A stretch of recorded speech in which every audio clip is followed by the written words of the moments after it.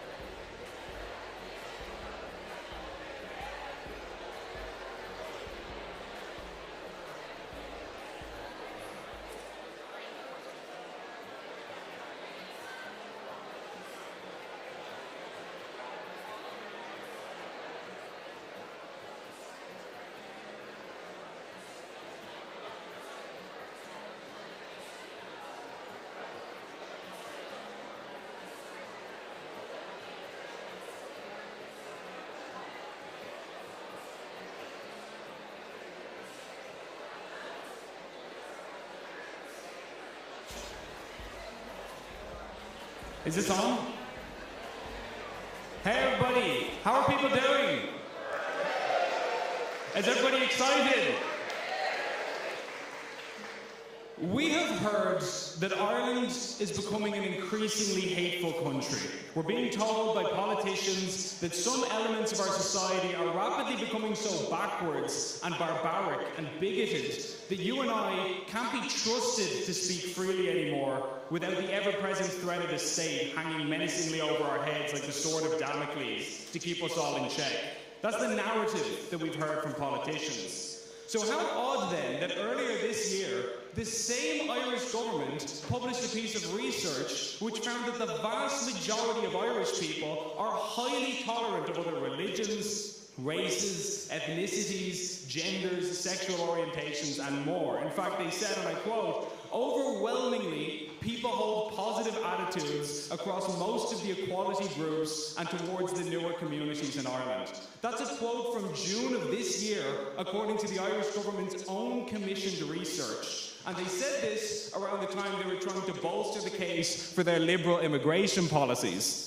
So in other words, when politicians are promoting their hate speech legislation, they tell us that the country is trending towards becoming a vile den of extremism and hatred. But when they're promoting open borders, they say, well, of course Irish people would support this. Ireland is a shining utopia of peace, love, and candy-coated raindrops, don't you know? And that status seems to oscillate backwards and forwards depending on what is most convenient to politicians at any given moment, in a phenomenon that can only be described as Schrodinger's bigot. So I think that somebody needs to get their story straight, quite frankly. Now, when it comes to the hate speech legislation that we're seeing not just in Ireland but across the Western world, we need to think about the cultural context in which this is arising. Because proponents of these laws will tell us, oh, don't worry, this is only going to deal with the most extreme kinds of hateful rhetoric. It won't impact on normal people's day-to-day speech in any way. But I want you to think about how hypersensitive our society has become to even the mildest of statements. And in particular, I'm thinking of an incident from just last year in Ireland where one politician, Michael Healy-Rae, was accusing another politician, Leo Varadkar, of being out of touch with ordinary people. How many people remember this? Yeah. Now, if you remember, Healy-Rae's way of expressing that view was to say that Varadkar was away with the airy fairies. And Varadkar clearly took offense to this, and he later suggested that this was a homophobic remark because it contained the word fairy. Now, does anyone here seriously believe that the very common Irish expression of saying someone is away with the fairies has anything at all to do with the person's private life or sexuality? Does anybody believe that? Yet, Varadkar, who is an intelligent man, he's an educated man, being a trained medical doctor, even he interpreted that statement in a radically different way than you or I would. And in fact, he even seemed to imply that Healy-Rae should consider apologising. And by the way, I'm very glad to say that Healy-Rae did not apologise, and good for him if you ask me.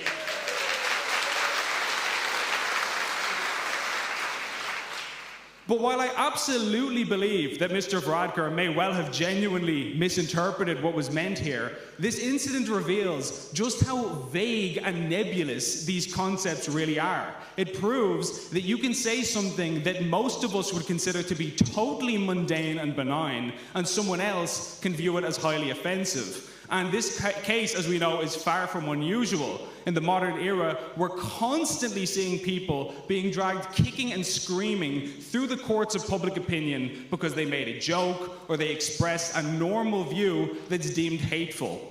And now, the government wants to take these cases out of the court of public opinion and into the actual courts. So now, when you say something that's politically incorrect, you won't just be getting dirty looks at the water cooler at work, you won't just be getting into an argument over dinner with your family, you'll actually be in front of a judge fighting for your very freedom. So at the very best of times, this law would be seriously flawed. But in our current cultural climate, it is asking to be misused and overused. It's a recipe for disaster.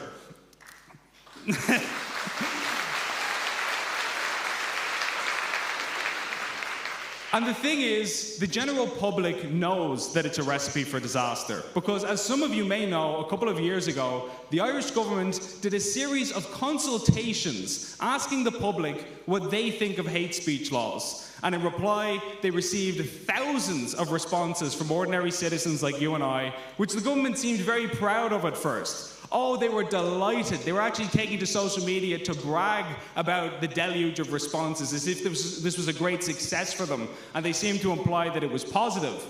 And you know, I think they probably only did that because they assumed that nobody was going to go to the trouble of reading through all those messages. And they wouldn't have gotten away with it too if it wasn't for that meddling Gript organization.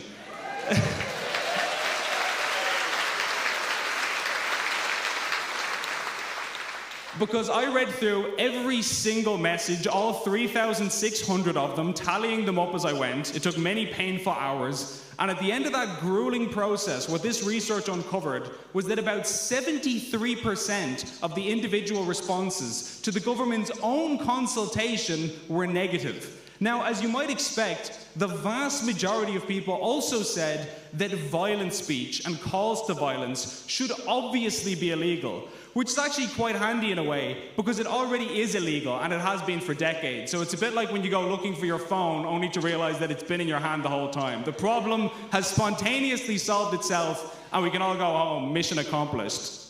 Because of course, if someone is openly inciting violence against another person or a group of people, that's clearly not acceptable, and we all agree with that, don't we?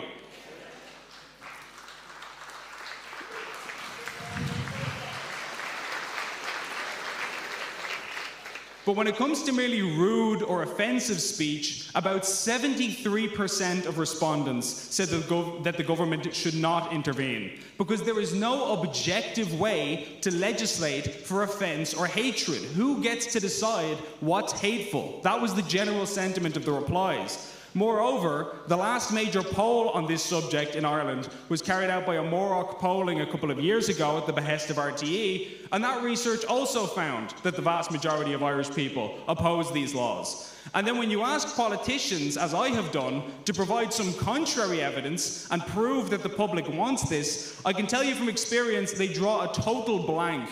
They give you a kind of 1,000-yard stare like a war veteran having a PTSD flashback.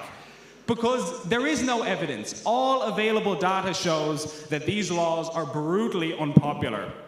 And so, faced with these facts, the government heard the vox populi, and they listened. And they said, you know what, lads? The people have spoken, and whether we like it or not, we're only humble public servants at the end of the day, here to grant the people's wishes, so let's obey the voters. Is that what they said? You must be joking me. Of course they didn't say that. What do you think this is, some sort of representative democracy? The last time I checked, none of you run an NGO. You're not a European commissioner or a foreign diplomat. You're just tax-paying voters. Why would they listen to the likes of you? And so, having received this overwhelmingly negative response, the politicians drove ahead with their law anyway. Which sort of makes you wonder, what was the point of having a consultation, the key part of that word, of course, being to consult, if you then brazenly disregard the results once you get them back? In hindsight, what was this exercise other than a failed attempt to launder false support for what is clearly an unpopular policy? They clearly just rejected the result because they got the so-called wrong answer in a Nice or Lisbon-esque fashion. In fact, as one response said, one of the submissions prophetically said back in 2019, quote, "It doesn't matter what anyone says, you'll do what you want regardless." That was a real submission to the Department of Justice, if you can believe it, from a few years ago. Now, did they call it or what? Let's have a round of applause for that person's foresight, wherever they are.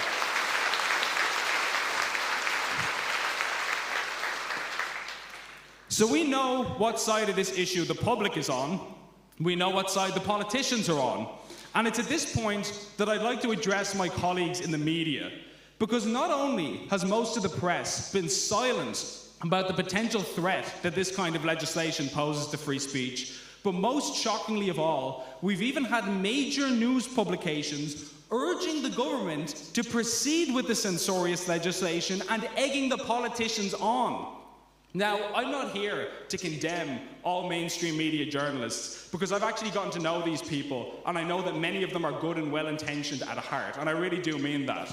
But the press has a sacred duty to the public to speak about issues that matter, come hell or high water. Our job as journalists is not simply to be establishment stenographers who rewrite press releases and regurgitate government talking points. Our job is to afflict the comfortable and to comfort the afflicted. And you can't possibly look at the level of public backlash to state overreach across the Western world in recent years and tell me with a straight face that the media has done this issue justice. When it comes to our fundamental rights, the press's conduct for the past several years has been nothing short of shameful and a dereliction of duty of the worst kind.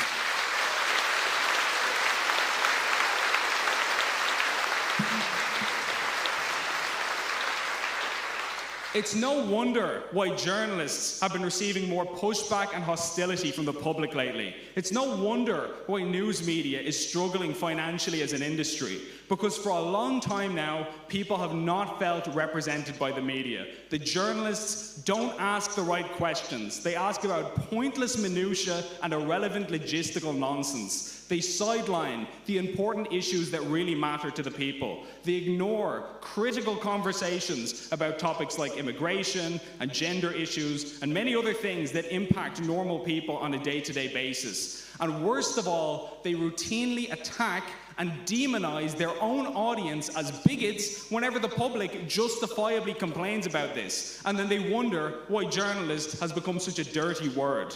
Now, I can't speak for anyone else here, but on a personal note, I'd like to make it known that as a journalist, and more importantly as a free man, I see it as all of our solemn duty to speak our minds and to say the things that we believe to be true, consequence be damned. And so regardless of what happens in the future, I will not comply with any legislation that seeks to control or compel my speech, and there is no law or government on earth that can change that.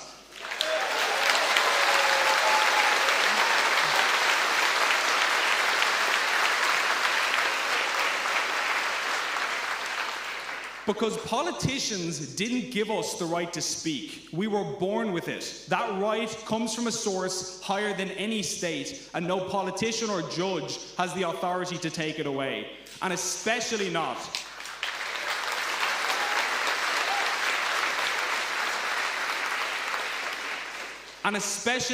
in a proud country like Ireland. Because Ireland is not just an ordinary nation like any other. We shouldn't think of ourselves as just some island on the periphery of Europe or a suburb of Brussels. Ireland is the crowning jewel of Western civilization and the guardian of the spoken and written word. We are the people who preserved Europe's books during the Dark Ages after the fall of Rome, as Europe was being pillaged by barbarian tribes like the Visigoths and the Vandals, uncivilized thugs who burned libraries. And who is it that protected Europe's books? Who preserved the world's knowledge and learning? It was humble Irish Christian monks who took the great works of European civilization back to Ireland and copied those manuscripts to preserve them for the benefit of future generations like us here today. And they often did this at great personal risk. These pacifist men lived in hostile and foreign lands among murderous headhunters who engaged in human sacrifice. And the monks would go into this danger to retrieve books and bring them back to remote islands like Skellig Michael and Inishmore, where they would be cradled safe in Mother Ireland's breast. That is the proud legacy of this island. That is who we are and where we come from as a nation. Irish men and Irish women are a brave and civilized people who would gladly die to preserve knowledge and ideas. And so for this island of all the world's nations to abandon that proud tradition and begin censoring words that some people find unpalatable, well, that's just not Ireland. It would be to become like the Vandals that we once stood against, rather than the brave defenders of speech that we always were and we were always meant to be. So let us do, in a small way, for future generations, what our heroic ancestors did for us. We owe it to those who went before us and to the unborn generations of Irish men and women yet to come to take that torch of freedom that has been so carefully handed to us and to carry it boldly. And that is our task today. God bless Ireland and Erin Gabra.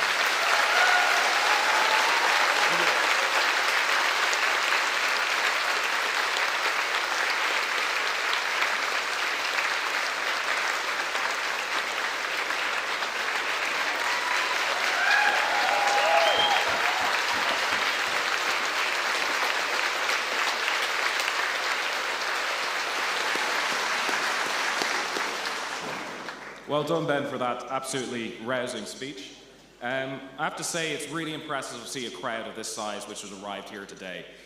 We started out in Free Speech Ireland a few years ago, and we started by just, canvassing doors, leafleting in Kells, and we never thought we would pull a crowd of this size and see this absolute huge amount of energy trying to defend free speech in Ireland. So my name is Alex Sheridan. I am the director of Free Speech Ireland, and I will be the MC for the Free Speech panel, which will be arriving shortly on stage. So I'd like to introduce to you, as they'll come out from the side there, Mr. Kevin Sharkey, Mr.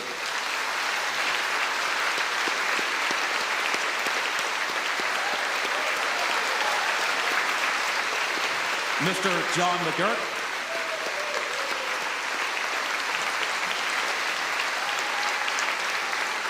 Miss Helen Joyce,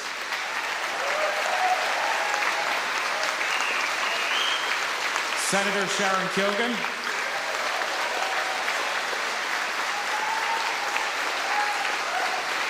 and Miss Stella O'Malley.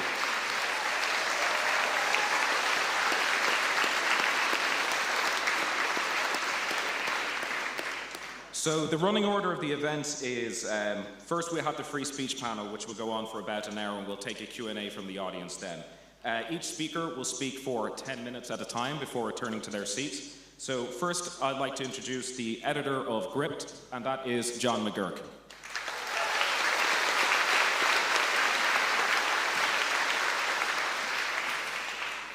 Thank you very much. You'll forgive me if I begin with some thank yous, because I don't often get so many of our subscribers and our supporters in one room, and it's wonderful that we've been able to do this. We started Gript about 4 years ago with nothing, literally nothing. And over the course of those 4 years, we've been able to grow into something I think that is really significant. And I think the presence of so many of you here today, in conjunction with Free Speech Ireland, of course, shows that. That wouldn't be possible without the support of so many of you in this room. I know the impact that Gript is making. I know how much we're read inside Leinster House from people who would never dream of admitting that they were reading Gript. I know how widely we're read across the country, and I know how many people come up to me and say, I'm a secret Gript reader. There are quite a few of those out there. But I want to begin with some thank yous, because none of it will be possible without an amazing team. Our wonderful team of journalists, Ben, who has become a star in recent years. I want to thank him for all the work he's done, and also for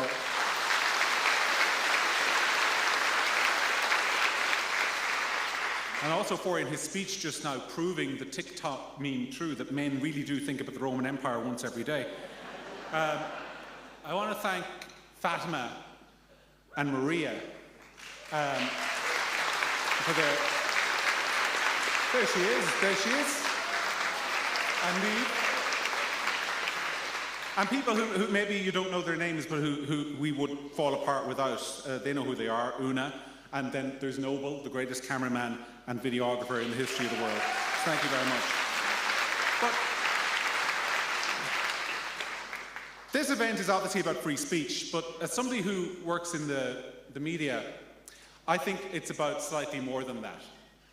Because if I had to come up with a diagnosis for the state of the country at the moment, I would say that the whole relationship between the governing class and the governed in this country is kind of fractured.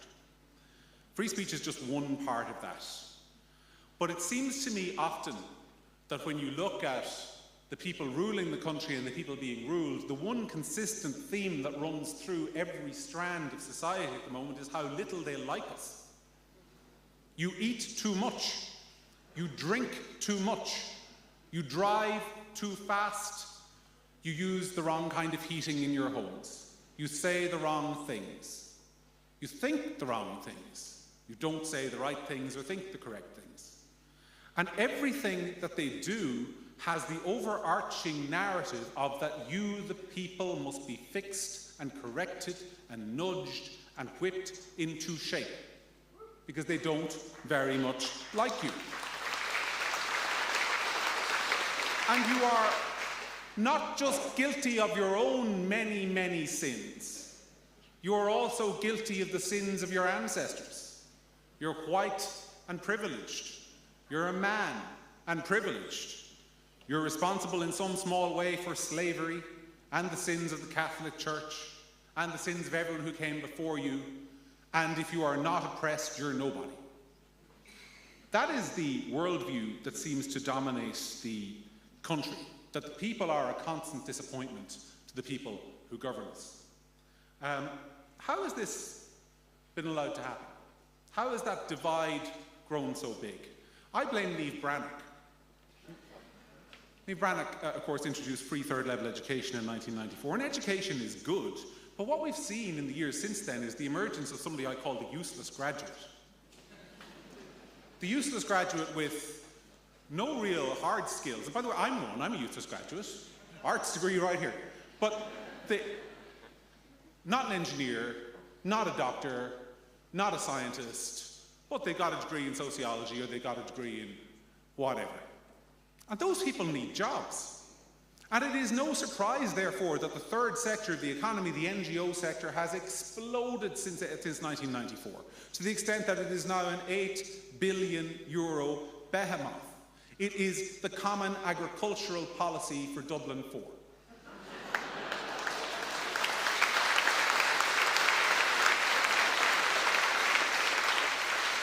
And it is an entire sector of the economy that is by definition and design useless. Think about it. This is a sector of the economy that by definition can never solve the problems that it is set up to solve. Can't do it. What happens to the Irish Network Against Racism if racism disappears? Bye-bye. And it cannot succeed by definition. And that is why, for example, the hate speech bill that we're here today to discuss, news for you folks, it cannot succeed. They will implement this thing, and they will find in a year that hatred is still with us, and that it will still be protested, and that more people must be locked up, because they are definitionally set up to fail. When the NGO sector solves one problem, it creates three more by design. Just look at the abortion referendum, for example. Solve the problem of Irish women being oppressed, but oh no, there's three more, because now we need safe access zones, now there's an issue with contraception, now we have to reform sex education. The problems are always set up to grow this one sector of the economy and to bring in more funding. Look at the immigration issue, for example. The immigration issue is an economic boon to that sector of the economy, because you are bringing in more and more people who need more and more advocates. Not actually that they need houses or that they need support on the ground, but they need more advocates. They need more funding for anti-racism activism. They need more funding for their inclusion programs. They need more funding. And it becomes a massive jobs program, which coincidentally fuels the massively expanding women's studies department in UCD or the sociology department. It is, that is, I think, what we really have to get to the heart of. They call it progressivism because it means progressively more funding. When you look at this issue of free speech and what it's about, and this is the other thing I want to say, it is not targeted. I know a lot of people in this room probably feel it's targeted at them. We are, after all, here all people of strong convictions and firm opinions. I presume that's why most of you are here. You didn't just wander in off the street. But you're not really the targets, because people like us, we know how to communicate, we know how to speak, and we know how to say the things we mean without resorting to the kind of language that gets us in trouble. We're all smart enough for that. You're not the target. The people who are the target are the people who aren't here today, the normal people, because what this is about, fundamentally, is about creating a safe space around certain opinions where the normal person feels more and more reticent about saying things that are not, in inverted commas, respectable. This should really be called the respectable speech law, because that is what it's about. It is about putting into law the idea that some people's political beliefs are fundamentally disrespectful, and if you are a careful and decent person, then you would never think certain things. And that is, unfortunately, a notion that is deeply ingrained in Irish society and has been deeply ingrained in Irish society for many generations. Respectability. It is one of the reasons why families brought their daughters to institutions when they fell pregnant, because it was the respectable thing to do. And if you can weaponize that respectability, if you can turn people to the idea that some groups of people, the hated far right, are simply not respectable, then you don't ever need to engage with them on the merits of the argument. And so you can have an event today in Merrion Square where one side is making arguments and the other side is screaming abuse, and the side screaming abuse get to call themselves respectable. They're not. They're the furthest thing from respectable. This week, Paul Murphy, we love Paul Murphy, he gives us, seriously, nobody is better on a slow news day at Gript than Paul Murphy. Sometimes I come onto the call every morning, and if ever there is no news, you can rely on the fact that Paul Murphy will say something stupid by lunchtime.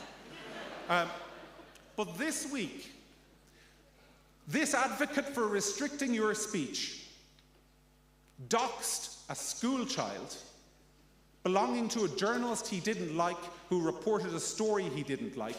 He outed that school child in a classroom, which is, I think, just about the most despicable, reckless use of free speech I've seen from an elected representative in my lifetime.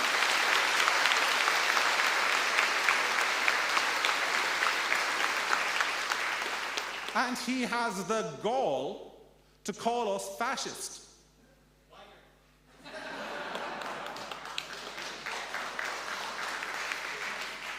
I didn't hear that. I'm sure something else was like, look, we all know why we're here. We all know why this is so important. But I would argue that it's in a bigger context.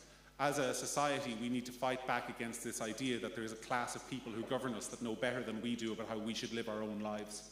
We need to fundamentally be a little bit more libertarian in our outlook, because that is what's needed to challenge this nonsense across society, because it should not be a crime to say that there are two sexes. It should not be a crime to say that national borders can be enforced. It should not be a crime to say that you believe in God and all the things that come with that. And if we allow that to become a crime, then we are lost, which is why I'm delighted you're all here today. And I thank you so much for coming, and I ask you for your continued support for Gript and Free Speech Ireland and the work both organisations do. Thank you.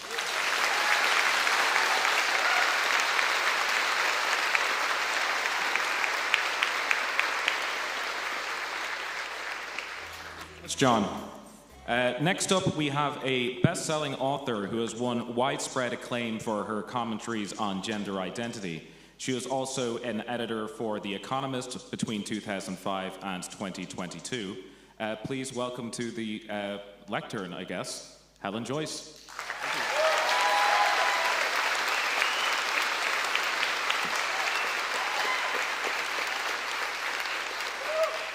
So I managed to fit in a trip to Merrion Square this morning before coming out here, and I was so proud of the Gardaí. There were a good number of them. There were plenty of vans. There was a public order unit on standby. There was an ambulance on standby. They had barricaded the road off. They were searching people's bags coming in, and they kept the wankers well back from us so that we could speak.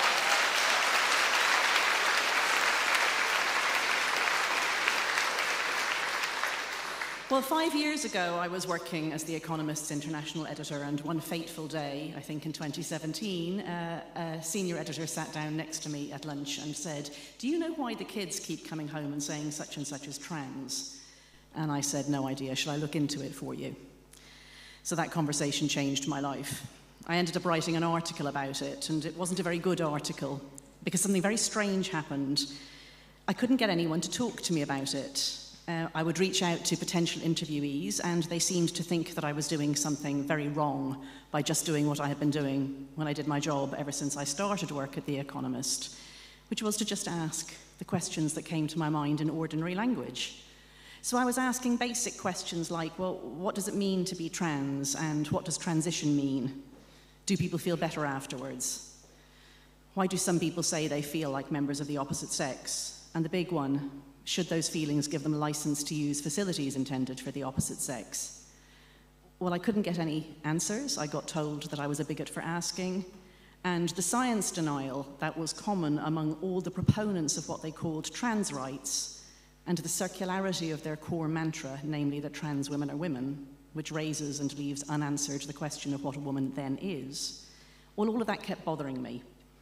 And then I became seriously concerned that very bad things were happening because of this ideology. Harms to women, who were losing single-sex spaces, so sports, services and associations, to children who were being taught that your sex is a matter of your feelings, and to lesbians, gay people in general, but lesbians in particular, who were being asked, pressured indeed, to include men who identify as women in their dating pools. I started thinking about writing a book about it, and by now I knew that women were losing their jobs for talking about this. I had met Maya Forstater, and I understood that this was something that we really needed to talk about, but I was afraid I wasn't the right person. And if I'm honest, I was also worried about the toll it would take on me. But then in late 2018, I met detransitioners for the first time. These are young people who thought for a while that they were trans, took steps towards changing their bodies to match their gender identities, whatever that means, and then realized that they had been mistaken.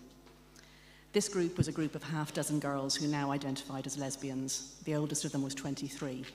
She had had her uterus and her ovaries removed at 21. She had a very severe eating disorder, and it was that and her lesbianism that had convinced her she was meant to be a man. The therapist told her that she was trying to starve away her curves because she wasn't meant to be female. And that night, for the first time, I articulated a thought that I had been circling around but had not yet said clearly to myself, and that was, they are sterilizing gay kids. And that was when my hesitations vanished, because as a journalist, you run towards the news, you run towards the story. When you discover a scandal that's being suppressed for political convenience, you shouldn't ignore it. So I wrote the book, Trans When Ideology Meets Reality, and it came out in 2021. And my career continued completely fine at The Economist. I wasn't cancelled or anything like that. But I just became convinced I was in the wrong place. Something really bad is happening. I saw it. I paid the price of speaking up about it. So I decided to leave, and I joined Sex Matters, which is a campaign group that was founded by Maya Forstater, who lost her job for saying the same sorts of things, and took an employment rights tribunal to establish in British law the fact that you can say there are two sexes without losing your job. I still boggle when I say that. I now believe that what she and I were talking about, what I call gender identity ideology in my book, is a very much the opposite of the liberal and kind approach it's portrayed as. I think it's part of a generation-defining threat to liberalism, and indeed to rationalism, and I also think it's deeply cruel. So you can imagine that thinking that, I feel I have to say it out loud, as clearly as I can, as often as I can, and to as many people as I can. This is an ideology that harms women, because women's ability to play a full part in public life requires us to be able to draw boundaries. And on occasion, those boundaries need to exclude all men. That's all men, including the men who wish they weren't men, the men who think they're women, and the men who identify as anything other than men. It's also harmful to children, because children believe what adults tell them. And if you tell children that you can become a member of the opposite sex, that's seductive to some children. It's particularly seductive to the ones who are going to grow up gay, but also to the ones who have eating disorders or on the autistic spectrum, the anxious, self-harming, depressed, or abused ones. And it's harmful to gay people. If you don't have a definition of sex, then you don't have a definition of sexual orientation. And if the two sexes are mixed sex groups, this is stupid, I know, it's not my fault, then being a lesbian means that you would sleep with somebody of either sex. So I know a lot of lesbians by now. My social group is at least half lesbians, and they are under constant pressure to allow men into lesbian groups and to consider men as potential sexual partners. But the other reason is that it's disproportionately gay kids who are getting caught up in this. Kids who are going to grow up gay, because they're the kids who are more gender non-conforming, just statistically, of course, not a universal rule. Now, everything I've said is hateful, apparently, because it punctures people's dearly held beliefs about themselves and their identities. So I understand that somebody who identifies as trans hears what I say and finds it unkind. I don't revel in that. I don't like being unkind. I don't want to be hateful. I'm not a natural controversialist. I don't look out for controversy for its own sake, and I don't like having rows. I'm also not someone who shies away from those things. And on this subject, I know where the harms are, and I know where the unkindness is. And it's not on the things that I'm saying, it's on the things that this ideology is doing.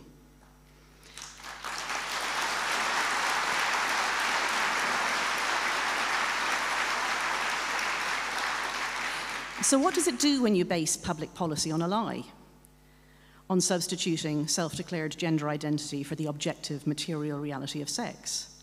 Well, for women it means that there are men in rape crisis centres, that there are rapists in women's prisons, that there are men winning women's sporting prizes. Probably most people here have heard of Bobby Kardashian, who is a deeply violent and disturbed young man who has a piece of paper saying that he's a woman from the Irish government. And because he's in jail for threatening and committing violent crimes, he was held in the women's jail in Limerick until very recently. And he was only moved because the prison guards couldn't cope with him, not because they cared about the other women. For children, if you tell them lies about their bodies and the material reality about being a member of a mammalian species, you create mental distress and confusion.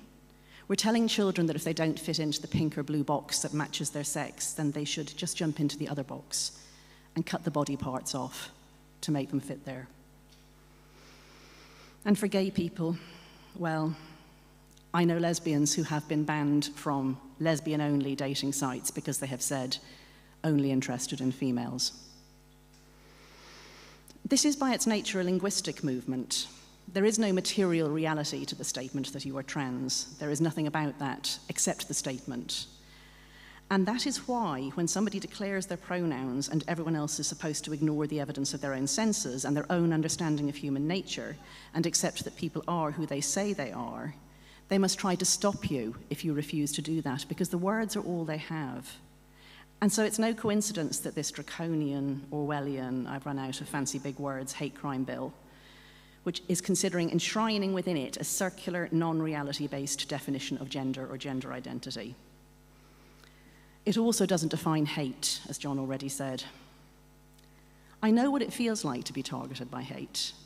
I get serious death threats, some of them from men who identify as women who I know have serious criminal records. And they express those threats in gruesome, sexualized, personalized ways.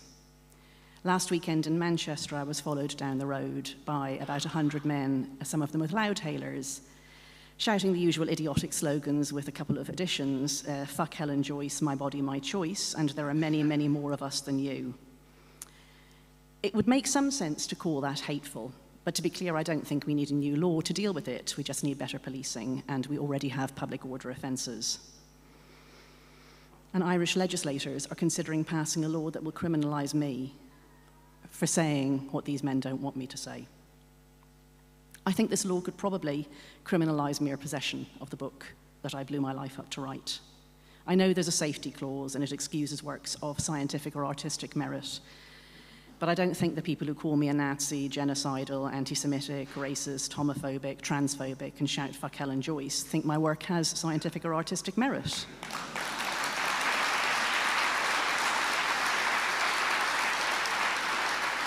And it's not so much that I really know that I'll be charged and found guilty, it's that I don't know I won't be. It's called the chilling effect for a reason. Most people agree with me entirely. I know that from polls and I know it from my inbox. But people don't dare to say so, and I do, and I'm not going to stop saying it. I'm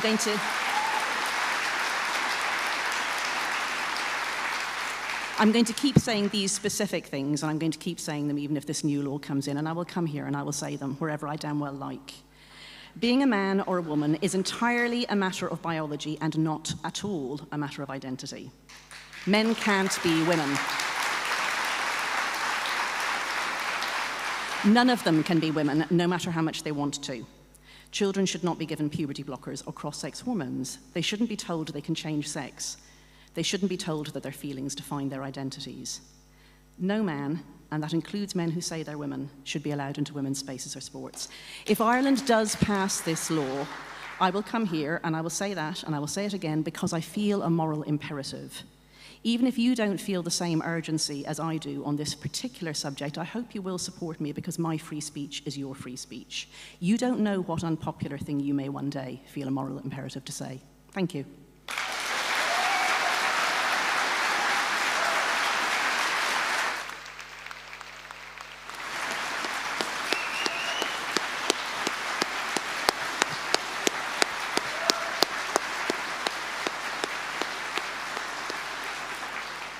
Thank you very much for that, Helen. So next up, we have probably the most fearless woman in the Irish Oireachtas. This is a senator who has been, forefront of the free speech issue for probably 3 years since she's been elected, and the main person to go to in the fight against the hate speech bill. Please welcome Senator Sharon Keoghan.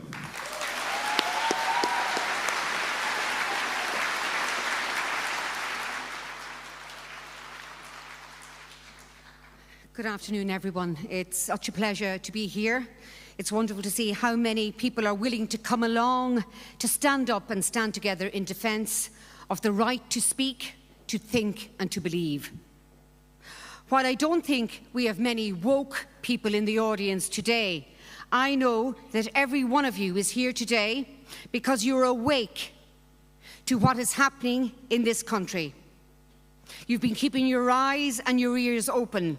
You've been researching, sifting through, critically appraising, and it has led us all to the same conclusion. Something is dreadfully wrong in this country.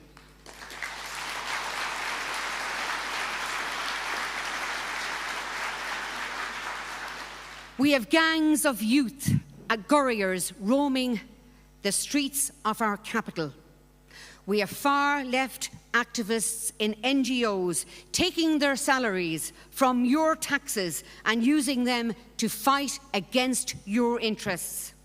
We have foreign investment trusts buying up every possible house and apartment in the country, pricing out and price gouging Irish families.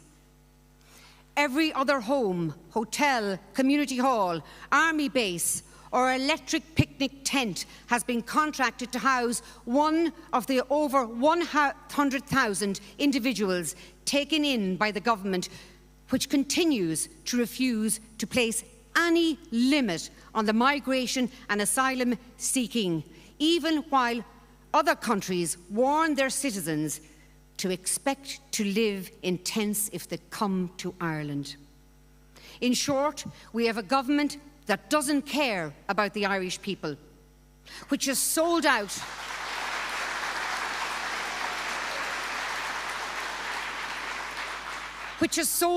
to multinational corporations and to Europe, led by politicians who'd rather get a pat on the head from the EU than a clap on the back from any Irish man or woman.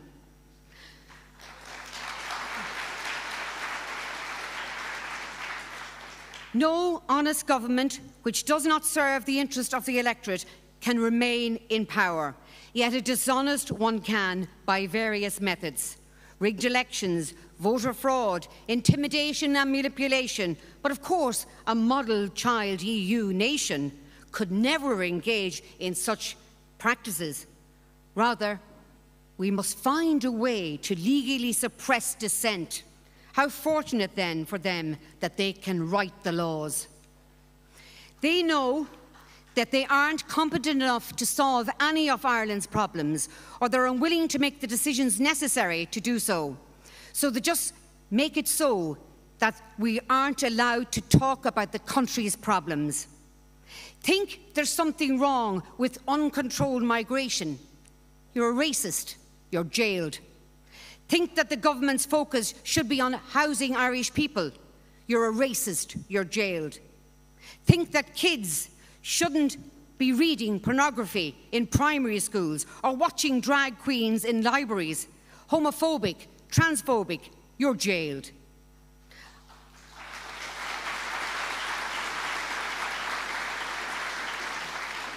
I'm reminded of Orwell's Newspeak, the controlled language of simplified grammar and restricted vocabulary designed to limit the person's ability to think critically or to articulate subversive concepts such as a personal identity, self-expression and free will.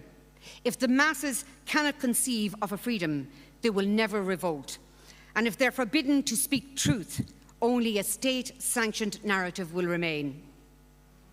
This, I believe, is the basis for the government's criminal justice bill, the hate speech bill. This is a silencing bill. It's a censorship bill. It's a bill made by the powerful to stamp out the dissent of minority voices. It is a bill that seeks to codify the prevailing narratives and restricts the free exchange of ideas, insulating the status quo against criticism. First laid before the Houses of the Oireachtas in November 2022, the bill was ushered through the Dáil in February and April of this year, with little to no attention and barely any opposition, only being voted against by Peadar Tóibín, the Rural Independents, Catherine Connolly, Michael McNamara, the People Before Profit. Talk about a broken clock. No Fine Gael TD, Fianna Fáil TD, Green TD or Sinn Féin TD tried to stop this bill. Remember that the next time a Shinner talks about being in the opposition.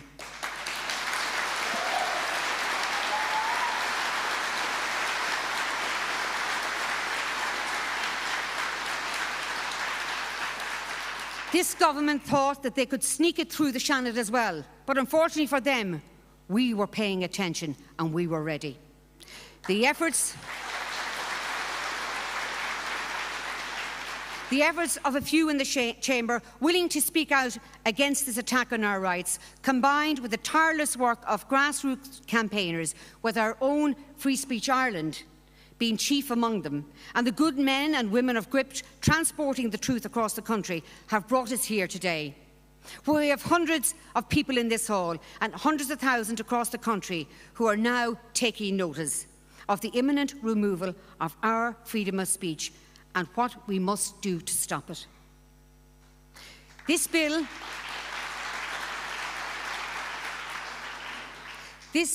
seeks to criminalise certain forms of speech, which is likely to incite hatred against anyone who is a member of what the government view as a protected class, those who possess what the bill calls protected characteristics.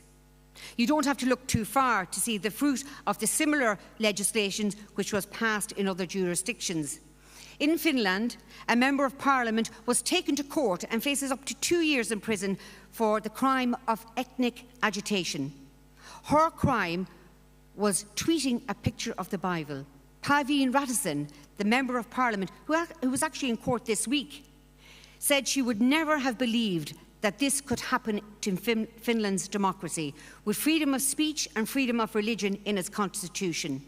Finland prosecutors stated that the use of the word sin could be harmful, and said that the people are allowed in their minds to agree with the Bible, but cannot state that in public. In Norway, a feminist by the name of Christina Ellenson said, "I do not believe that men who become women, lesbian, girls or mothers are what they claim to be." An honest opinion held by many in this room. For saying this, she is under investigation by the police and has been for 9 months for suspected hate speech on the grounds of gender identity, and is facing prison sentence of up to 3 years. Over in the UK, the Crown Prosecution Service has said there are references in the Bible which are simply no longer appropriate in modern society and which could be deemed offensive if stated in public. So make sure you're not to mention your religious beliefs to anyone. But of course, in the UK, sometimes it's not even enough to remain silent. Isabel Vaughan Spruce was arrested last year for standing near an abortion clinic. The police suspected that she may have been silently praying inside her head, and so bundled her into the back of a van and whisked her away. The government and Sinn Féin are bringing in the same legislation here that was used to do this. This is how hate speech are used to virtually in every other country in which this law exists. Not only to punish the types of extreme bigotry and many speech restrictions advocates believe will be suppressed, but also a wide range of views that even many on the left believe should be permissible, if not outright accepted.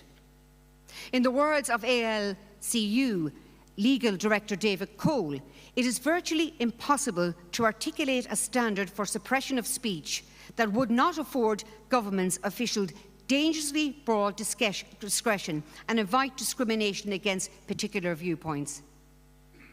There are people in this country who have no love for Ireland. Those who would have our country be a woke bureaucracy which punishes citizens who dare to contradict the secular progressive dogma of the day. These radical progressives, activists, want nothing more than to use the state's monopoly on force to inflict their ideology on us all. And these people have been allowed to found and take over NGOs, occupy senior civil servant positions, and there are, of course, a few politicians who are genuine, faithful members of the Church of Progress. But most modern politicians are not radicals. They do not have convictions. They only have opinions, and these are heavily subject to change. Despite their repeated use of populism as a dirty word, almost every politician is a populist. They will parrot the talking points of the mob and go whatever way the wind is blowing. We've seen this with the hate speech bill, down to the man they were willing to just let it sail through the houses until we started to speak out, began to speak up with emails and campaigns, and never thought, oh, this might actually come back to bite us. Now you have Sinn Féin opposing the bill and multiple government TDs and senators quietly hoping it will be shelved. And they'll be spared the embarrassment of having to force through Helen McEntee's pet project. This is good news for us, but never forget that they didn't switch sides until it suited them. Know who really fights for you.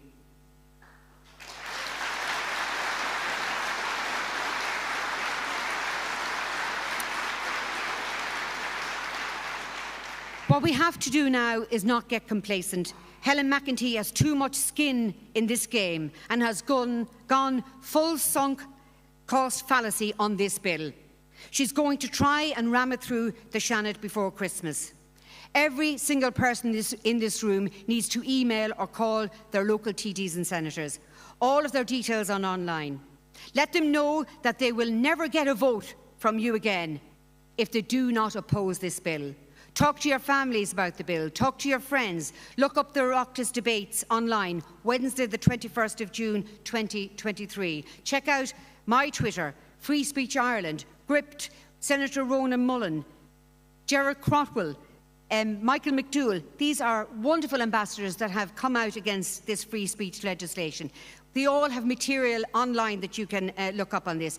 Read it, get educated, and keep speaking out. Remember, every politician is just a public servant, and the real power lies with the people. In the words of Brendan Behan, they took away our land, our language, and our religion, but they could never harness our tongues.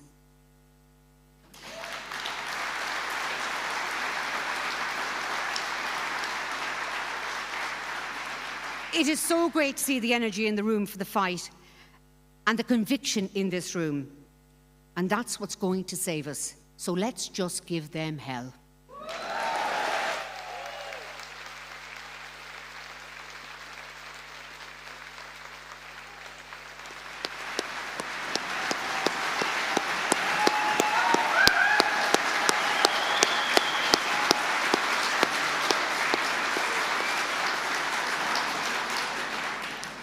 Thank you for that, Senator. Charlie Flanagan. Thank you for that, Senator Keoghan. And I might add to that about the campaign of contacting your senators. 5 different senators in one of the final debates before they went to recess this year mentioned that they received more correspondence on the hate speech bill than any other issue in their entire careers. So it is working, it is getting noticed, and you need to continue contacting them, emailing them, calling them. If you guys have a leaflet, I think one was handed out to everyone in the audience. Oireachtas.ie is the website you go to where you can search any senator, any TD, and you find all their contact details on that. That said, next up we have one of Ireland's most successful artists. He's a lifelong political activist who started probably his political career by exposing the many corruptions and child abuse scandals of the church, being one of the first voices in Ireland who had ever done that in the mid-90s. He ran for president in 2018 on the platform of Make Ireland Fair Again. Please welcome Mr. Kevin Sharkey.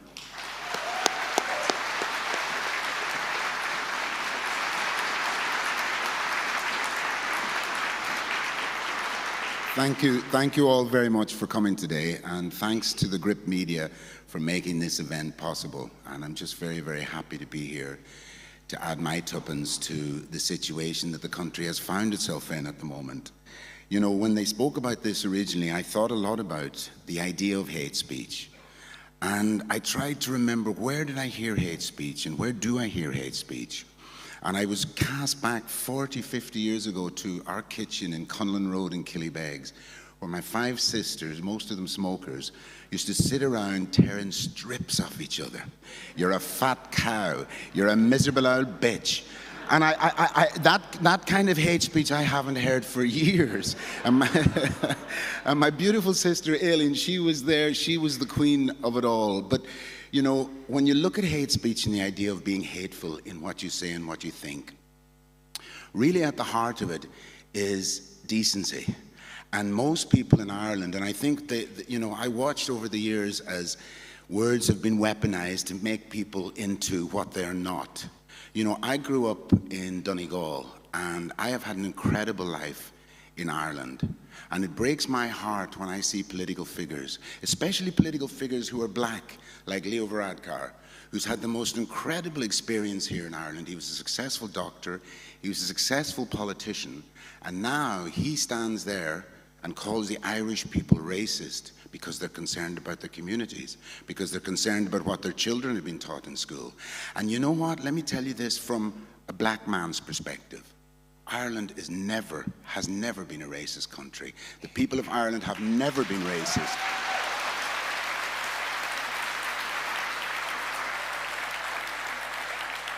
You know, you only need to look back at the campaigns. I mean, when I was a kid, my friends used to joke that my mother had collected all the labels on the Robinson's Gollywog jam, and that's how they got me.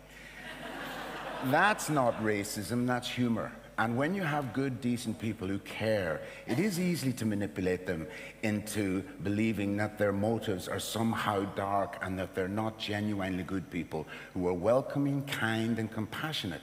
And now we're in a situation where those very characteristics are being weaponized against people. And if you don't agree with the government policy, you're the racist. You're xenophobic, you're homophobic. And the truth is, being a concerned adult, that's all we need to look at. There are 2 kinds of people in this world. There are people who are decent, and there are people who are not. And it doesn't matter if they're black, if they're white, if they're gay or they're straight. You know when you get up in the morning what kind of person you are, and you know when you put your head on the pillow in the evening what kind of person you are. And I think at this stage, I have to be honest with you and say, I looked far and wide for this hatred. I didn't see it on the radio. I didn't hear it on the radio, I didn't see it in the magazines, and I certainly didn't see it on television. But when I really found it, would you believe it, it was coming from one woman. And if this hate speech is brought into law, Gemma O'Doherty can take the credit for it. Because she's created such an environment that she has weaponized people's fears to the point that nobody is good enough to be Irish. Gemma O'Doherty says you cannot be Irish if you're black. Excuse me? Try telling that to Phil Lynott. Tell that to Paul McGrath, tell that to me, and tell it to my face.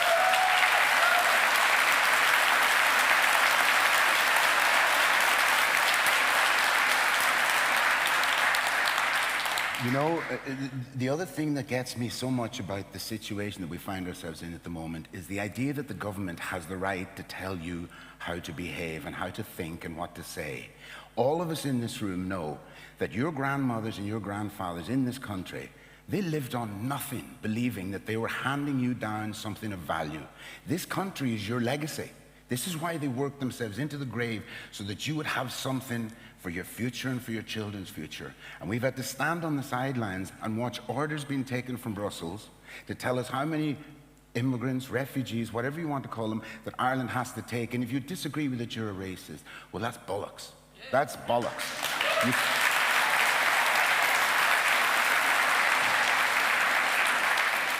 You know, most of the people here today have the ability to tell You know, if you look at rational people, they will have some beliefs that are to the left, some beliefs that are to the right, and some beliefs that are in the center. The idea that you can be all left, all right, or all center, that doesn't sound so sane to me. And I think the fact that people can be lassoed and told that their thinking is incorrect, that it's not in line with what the government wants you to think, that's a very, very dangerous territory that we've entered. You know, my mother and your mothers, and if you had a mother, and most of us had, we were taught manners. We were taught how to treat people with dignity and respect and kindness. And the very idea that a group of politicians who will be here and gone in 4 years have the right to tell us how to behave is scary. It really is scary, because where does this end? You know, hate speech laws, where will they apply? You know, the couple that are having a row down the pub and she said, "You're only a lazy fat old bollocks." Oh, I'm going to the guards. Children, yeah, children who are pissed off with their parents. Oh, I'm going to the, like, this is like watching, you know, in the cartoons when they light a fuse to a bomb and you see it going, and the boom is when you lose your freedom to think. We are all entitled to come to our own conclusions. I meet people sometimes who tell me, you don't think right for a black person. What? What's the color of my skin got to do with anything? By the way, I had 37 medals for Irish dancing by the time I was 11.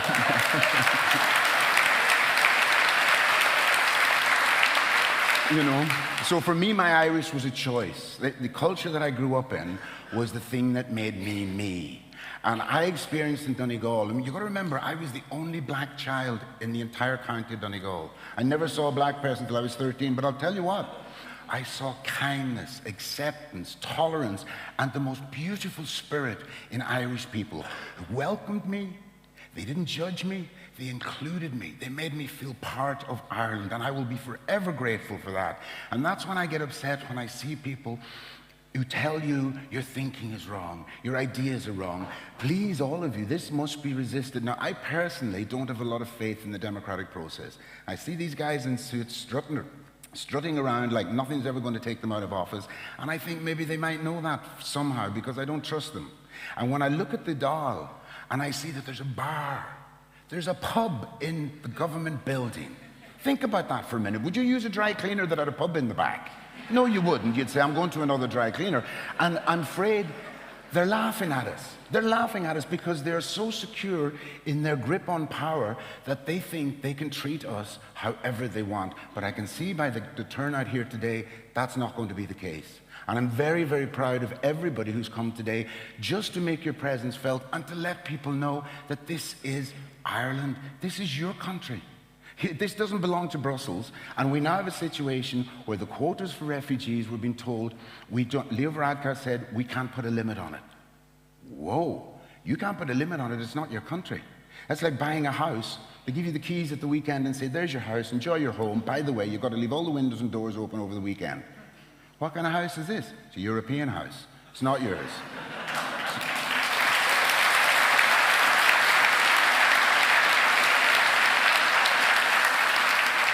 And one of the things I did want to mention was that if I was sitting in a mud hut in Africa somewhere with 2 beans in a pot and no money, and someone told me, you hear about Ireland? You can go to Ireland, you can have a better life. We'll give you a job, we'll give you a medical card, we'll even give you a house. There'd be skid marks on my driveway to get to Dublin.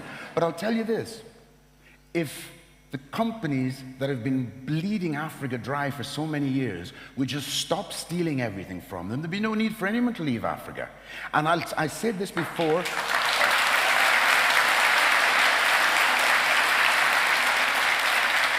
You know, I've said this before, and it comes from my heart. It has nothing to do with colour. But Africa into Ireland won't go. We're a small country. We're struggling as we are. And when you say that, when you tell people of your concerns, they shut you down. And that has to stop, because every single person in this country is entitled to their opinion. They're entitled to speak their mind, and they're entitled to make mistakes. They're entitled to say stupid things. We're human beings. That's what we do. But at the essence of it all is the decency of people. If you're a decent person, I'm on board with you. And if you have other ideas about stealing, robbing, manipulating, and thieving from people, then I'm not. And I think at the end of the day, when you look at the country and you look at the situation we're in, this is where it's drifted, and I don't believe any political party is going to bring a difference to this. This has to be the people speaking up and saying, I don't care what party you belong to, this is Ireland, this is our country, and this is how we want to be seen in the world, this is how we want to do business in the world. So the unelected officials who take no responsibility, even some of the newspaper editors who foist us with these characters, say, this is a sound man, he's a great man. 6 months later, the guy is shamed and disgraced. Oh, nothing to do with us. So really, you know, we really need to pay attention to what we're being told to believe. And on that note, I'll leave it, and thank you all very much.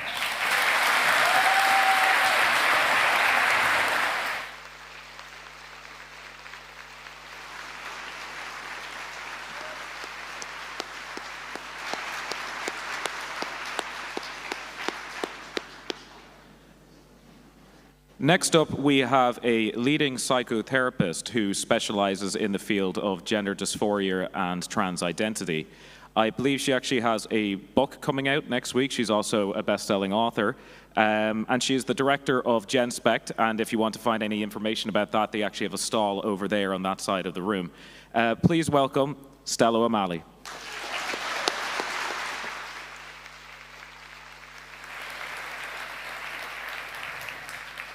Hi there. Follow that, like the talks have been so good so far. I suppose the only reason I'm standing here is because of the censorship that I have experienced over the last few years. In 2017, I was a psychotherapist. I wrote about, mental health. I'd had a couple of books out. I was just releasing a book about bullying, and it was August 2017. And I noticed I was reading a newspaper in a cafe, and I saw this off-the-wall story about Cyril Doty, who had fought the Canadian government for the right to register. Cyril Doty is a they, them, non-binary person, and they fought the Canadian government and won for the right to register their child as you, neither male nor female, but you, which could stand for unknown or unassigned. And I put down the paper and I thought, this is mad. I'd been kind of reading bits and pieces around gender because I'd had a very strong experience when I was a kid. And when I was a kid, I wanted to be a boy for many years. And it was very intense and it was very strange. It was very isolating. And I grew out of it, and I was very glad to eventually become comfortable in my own skin and become a mother eventually. And so I kind of had always watched trans issues with interest, kind of thinking, I always looked at anybody who I met who was trans from the time of, let's say teen years onwards, as, oh, I could have gone down that road, that they must have got stuck in that thing I was in. So I'd kind of had an insight, and off I went. Didn't have anything to do with the world as such of transgender. And so many, many years later, I qualified to become a psychotherapist. Many, many years after that, I decided to write that article, very much inspired by this crazy Cyril Doty story of the baby who had been born perfectly healthy, and there was no doubt about the infant's sex, and yet the parent thought it was appropriate to inflict their ideology on the baby and registered them as you, neither male nor female. So I wrote the article, and as a result, I got asked to do a film called Trans Kids, It's Time to Talk. And the premise of the film, it was released in 2018, was could any of the 4,000% rise in girls who are seeking medical transition, could any of them be like me, who actually went through a very strange experience for many, many years, came through it and was perfectly happy in their own skin and glad that they didn't go anywhere near medical transition. And for asking that question, as a psychotherapist who's done nothing but write about mental health, I hadn't written about anything else except mental health, I was told I was transphobic bigot. And I kind of wasn't stunned, because I knew enough about the world to think this is a very, very intensely political landscape. But you know when you think you know about something and then you find out about it and you realize, oh my God, I was an innocent baby really at the time. Because that year of 2018, I was working with a director called Ollie Lambert, and he had 30 years of film behind him. He'd already won Emmys. He was very well respected, and he worked in war. That's where he was. He he'd worked in Gaza, he did a film on the Ukraine just recently, and he had a lot of prestige. And so the presumption was Channel 4 was doing this film and there would be no problem about it. Because of Ollie Lambert, he would open the doors. And what we found was we were absolutely blacklisted. And the thing about 21st century censorship, it's not like 20th century censorship, which obviously I would have lived through as a kid. Like 20th century censorship in Ireland was very honest. It was very straight. If you spoke about sex or if you wrote about sex, you'd probably get banned in the 50s and 60s. You know, they banned some brilliant books. I saw Sharon mention Brave New World, or Borstal Boy, Brendan Behan, and that was, of course, banned, and so was Brave New World. And some brilliant books were banned, Edna O'Brien, of course. But it was straight. Everybody knew. If you wrote about the church or if you wrote about sex, you would get banned. It's not like that now.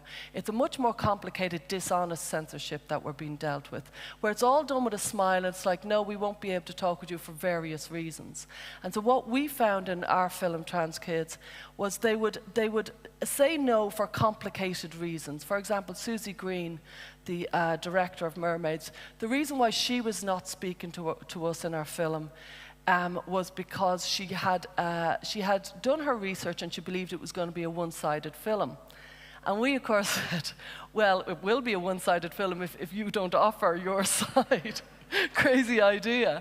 And then All About Trans contacted the director of Channel 4 to try to get the film shut down. And Maria Miller, the MP, said she had no time in her diary to see us. And Ollie Lambert said, I will meet you at any time, at your convenience. You name the time, name the date, any time in the next 3 months, just for an hour. I'll come and see you. If we could. And she said, oh, well, when he gave such a wide open offer, she said, I've actually moved away from trans issues. And an hour and a half later, he received an invitation to a lunch where Maria Miller was speaking about trans issues. So, again, it's this polite insistence of saying no, but it's in a very dishonest way. They won't say straight the reason why they are censoring you, because they've got PR all over it. In the end, we did get the film released, and since then because I was so appalled by the censorship, I've remained speaking about it. Had we just done the film, had I not been a kind of targeted of such horrible censorship and slurs, I wouldn't be here. I'd have moved on to other subjects, but because of the lies and the dishonesty, I've ended up speaking about it a lot. And we founded GenSpect in 2021, and one of our key colleagues in GenSpect, Saoirse, she was over in Galway. She was an ordinary, she was actually not an ordinary, she was an extraordinary student, working early 20s, working in, Galway University, and also studying for her degree. She's she's visually impaired, disability advocate. She was going somewhere. She had a paid position in her college. She was speaking on behalf of disability. But when she spoke up and said that the LGB Alliance wasn't a far-right extremist group, because the student union had tried to ban them and said that they were a hate group, said that they were far-right, Saoirse, a quiet girl over in Galway, got deplatformed. And that's what I think is most important that people realise. It's the quieter, tragic stories that we don't hear about, of people politely and unpolitely, but very definitively being censored and banned. And when it happened, everybody kind of wrote about it on Twitter, and it's very, it's a very unreal world on Twitter. But when I rang her about 6 months later, she was dog sitting. She'd left her master's course. She'd had a paid position, and all the paid positions melted away quietly. Because you know how this kind of 21st century censorship, it's quiet. It's an iron fist in a velvet glove. And so suddenly she was going somewhere. And suddenly, as a disability advocate, she wasn't. And she was very quietly and very definitively scuttled. And now she's working full-time in GenSpect, so it's a nice story in the end.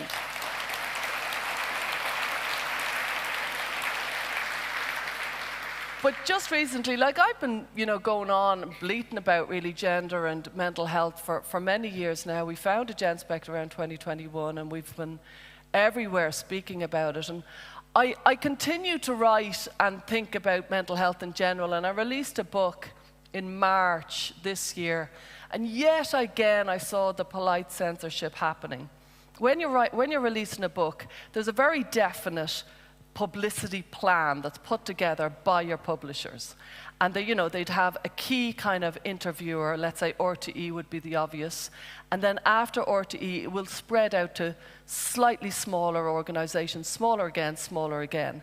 And it's key that the first big interview is the one that kind of makes you, because from that all the other interviews unfold. And so my publishers are great publishers. The name of the book is What Your Teen is Trying to Tell You, if you want to support it after this story. And my publishers were great, and they had it all organized in December that my key interview was going out with Miriam O'Callaghan in March, perfectly timed for the launch of my book, for the Sunday Independent follow-up, for the Sunday Times follow-up, for the interview with News Talk. It was all very well timed and very organized in December. My book was getting released in March. And then it was a lovely spring day, and I was out for my walk, and it was about 4 days before my interview with the book with Miriam O'Callaghan in RTE. And I got a slightly frantic phone call saying, you're not allowed to talk about trans issues. And I said, oh, okay, well, it's a book about teenagers with mental health, so I've plenty to talk about. Well, I don't have a gasping need to talk about trans. I can live with that. I talk about it 23 hours a day. I can handle that. And she says, okay, grand. Then the next day, I got another call. And this time it was, you have to talk about trans issues. And I said, right, okay. I know a lot about trans issues, so okay. And yeah, that's fine by me. I'll talk about trans issues. And she said, right, fine. And then the next day, I got another call. So RTE were clearly losing their mind about this. And they had booked it in December, and now it was March. So then the next day, I got a third phone call. And this time, you have to come in for a pre-record. You can't come in on Sunday. You have to come in for a pre-record because we want to hear what you've said. And we think you're a wild card and you'll say anything.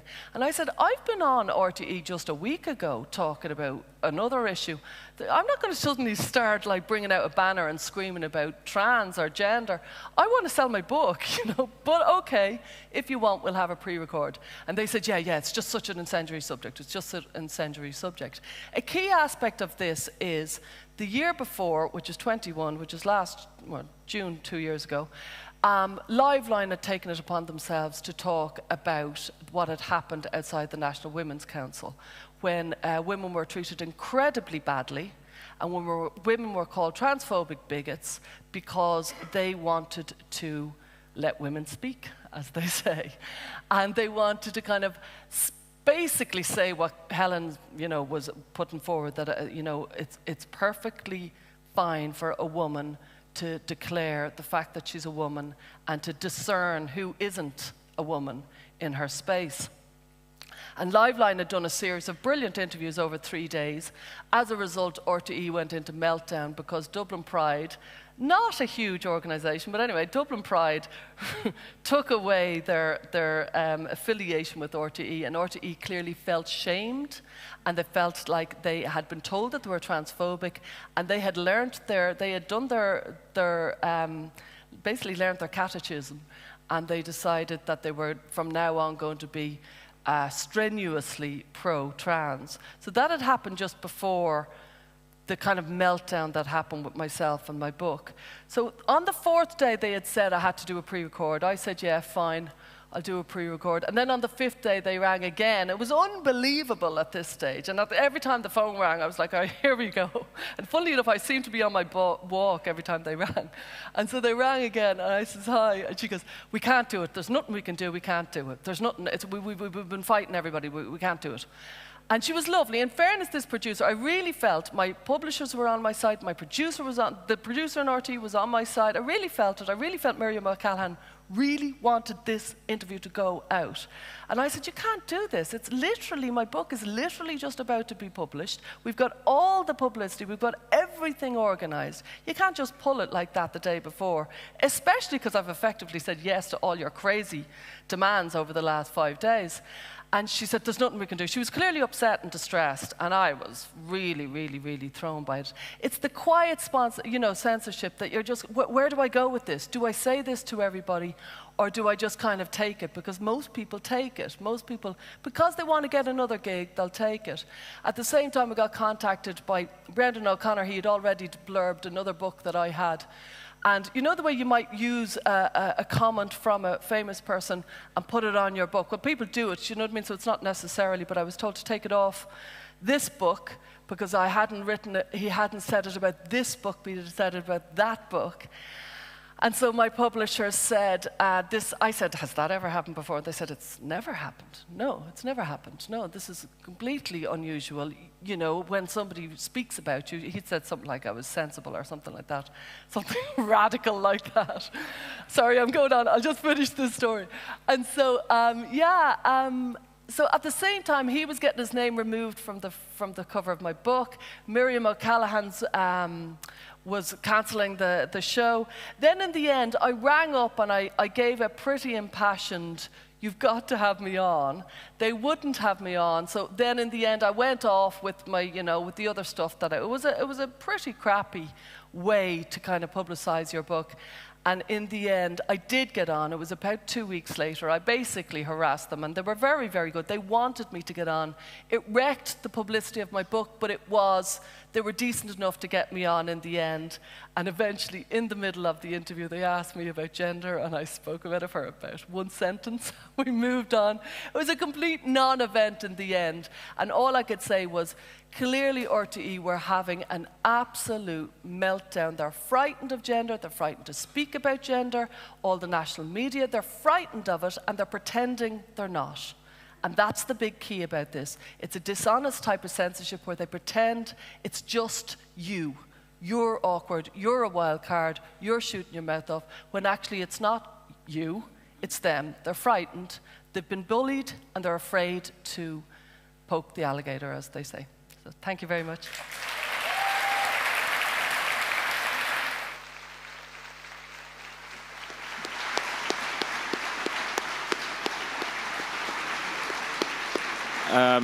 Now, I'm conscious it's quite warm in the room. I was told about 20 minutes ago that they've turned off the heating and it will take about 20 more minutes for the heat to dissipate.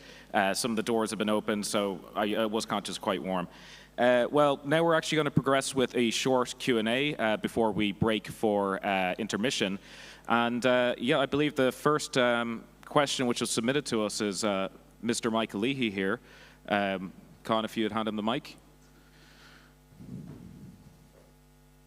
Hi, Michael Leahy. Hello, this is Michael Leahy of the Irish Freedom Party. I'd like to congratulate the panel on your courage in standing up on this issue. I suppose I would have thought even a couple of years ago that what we're witnessing now would have been completely and totally unthinkable. I remember putting in a submission on the hate speech bill 4 years ago and was absolutely shocked when I saw the heads of the bill.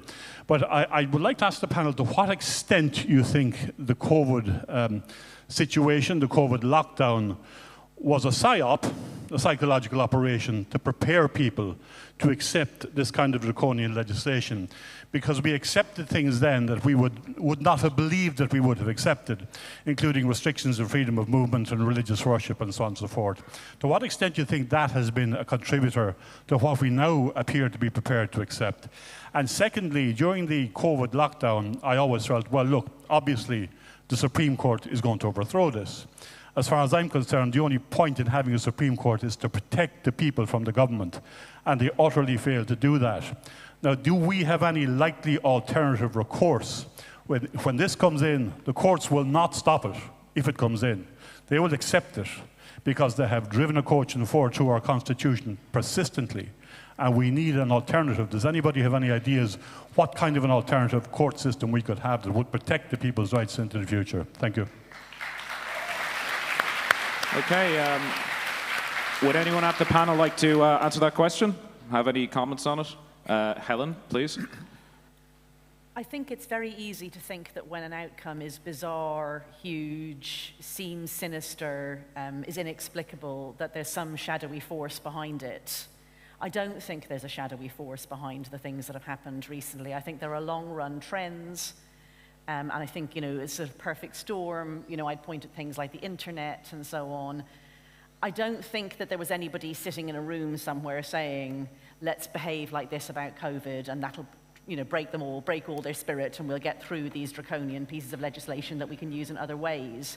What I think is we sleepwalked, or is it sleptwalked? Whichever. I think we sleepwalked, thinking, oh, this thing is exceptional, so we must give up our rights here. That thing, they're very bad people, we must give up our rights here. These are the most oppressed people, we must give up our rights here. And before you know it, you don't have any rights left. It's not that anyone sat there and said, let's take away their rights. It's that we didn't stand up for our rights each time. We've got to be much, much more paranoid about our rights, all of us. The first time we see that people are overstepping, we need to say no, straight to emergency. And we didn't do that. And now we've lost a lot of our rights, and it's going to take an awfully long time to get them back. Yeah. Thank you, Helen. Do we have any other questions from the audience? Con or Sinead will hand you a mic if you do. I saw this lady first. Yeah, it's not so much a question, more, I suppose... Hold it closer to your mouth. Yeah, sorry. It's in particularly to Sharon. I suppose I'm from Holland, and you were quoting some politicians in other countries. In Holland, and I think in other countries in Europe as well, it's the same as here. There's a lot about censorship. In the Netherlands, there's going to be elections on the 22nd of November, and one of the political parties there have now, they're trying to ban them, and one of the politicians, Gideon van der Meyen, is going to be prosecuted for hate speech, for trying to get people to cause violence when they're protesting, which is obviously very convenient just in front of the, elections. So it's very, very difficult if there's very few people that are actually protesting and to make this, to change this. So how would you, there's so many, European countries, Australia, America, all those places, but how can we become more united that, more people worldwide would stand together? I suppose. The question is, how can we unite around the world against the censorship wave that's coming in? This is Ireland. Cool. In Holland, in Belgium, everywhere. Perfect. Yeah, that's a very astute observation. This is happening all over the world, and actually the second part of today's event will cover that, the censorship industrial complex. Does anyone want to quickly answer that question? I'll see you, John. Yeah, I think it's really, really important to remember that laws restricting free speech are based on fear, not on confidence. There have always been, as long as I lived, there has always been a genuine, real, far right, in inverted commas. They're the people who kind of wistfully dream about, goose stepping. They exist. But when you start repackaging everything as far right, and I think, Michael, that's something we saw happen during COVID, which you alluded to, which is the idea that things you don't like must be extremist because you don't like them. It really displays one of the biggest problems that you find when you engage with these people, which is they grow up in an environment where they're never challenged intellectually and therefore can't debate. And because they can't debate, they want to scream at you to shut up debate. And that's something that you see happening right across the world, where the thing that happens is when you get somebody articulate advocating the anti-lockdown position, for example, during COVID, or advocating, when you put people from the gender-critical side up against the turf, sorry, not against the turf. We're the same. Yeah, the other way around. Yeah. When you get the trans rights when you people get the up trans against rights people up against the gender-critical people, I'll never live that one down. You do tend to find that in terms of the intellectual rigor of the debate, one side wins comprehensively and the other one sits there and screams. Yeah. And what we have, therefore, is legislation that is intended to appease the screamers because they can't win arguments. And that should give us confidence You know, we're here to oppose it, but we should also draw confidence from it, because never forget they're trying to shut you up because they are afraid of you. They're afraid of you. And that is the really important, I think, thing. Nobody ever tries to shut up people that they're not a little bit afraid of, at least if the person's older than 5 years old. That's the important. I think that's the really important thing to remember. Okay. Thank you, John. We'll take another question from this side over here. Malachy. Sinead, if you hand up the mic, please. Thanks. It's great to see so many people here, and thanks to Gript and Free Speech Ireland for organising this. But they're bringing in this legislation, not because we're losing, but because we're winning. They're afraid. They're afraid that the message that we're putting out, the message that ordinary people believe, is being consumed by them, and that mainstream media have lost the room, and that they're afraid since last November, when the immigration issue really took off, and the thousands of people who were on the streets saying that we don't have the capacity to deal with the incoming numbers and we have to do something about it. I sat at meetings with government ministers and raised the issue of people coming into this country with no identifying documents, that they get on a plane with documents and they don't have them when they get off. I was called a liar by 2 senior government ministers. By January, the Irish Times reported that over 30,000 people in the previous year had come in without documents. So who's the liar?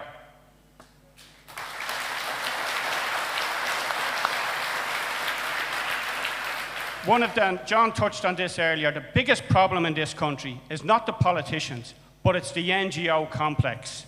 And we need to shut that down. And remember, just before Fine Gael went into government, aside from promising to abolish USC, one of the things they said they'd do was that they'd have a call of the Quangos and NGOs. Not alone did they not do that, they've increased them. And thanks to Gript, we know it costs over $6 billion a year to fund 33,000 of them. That is the biggest industry in this country, and we need to shut it down.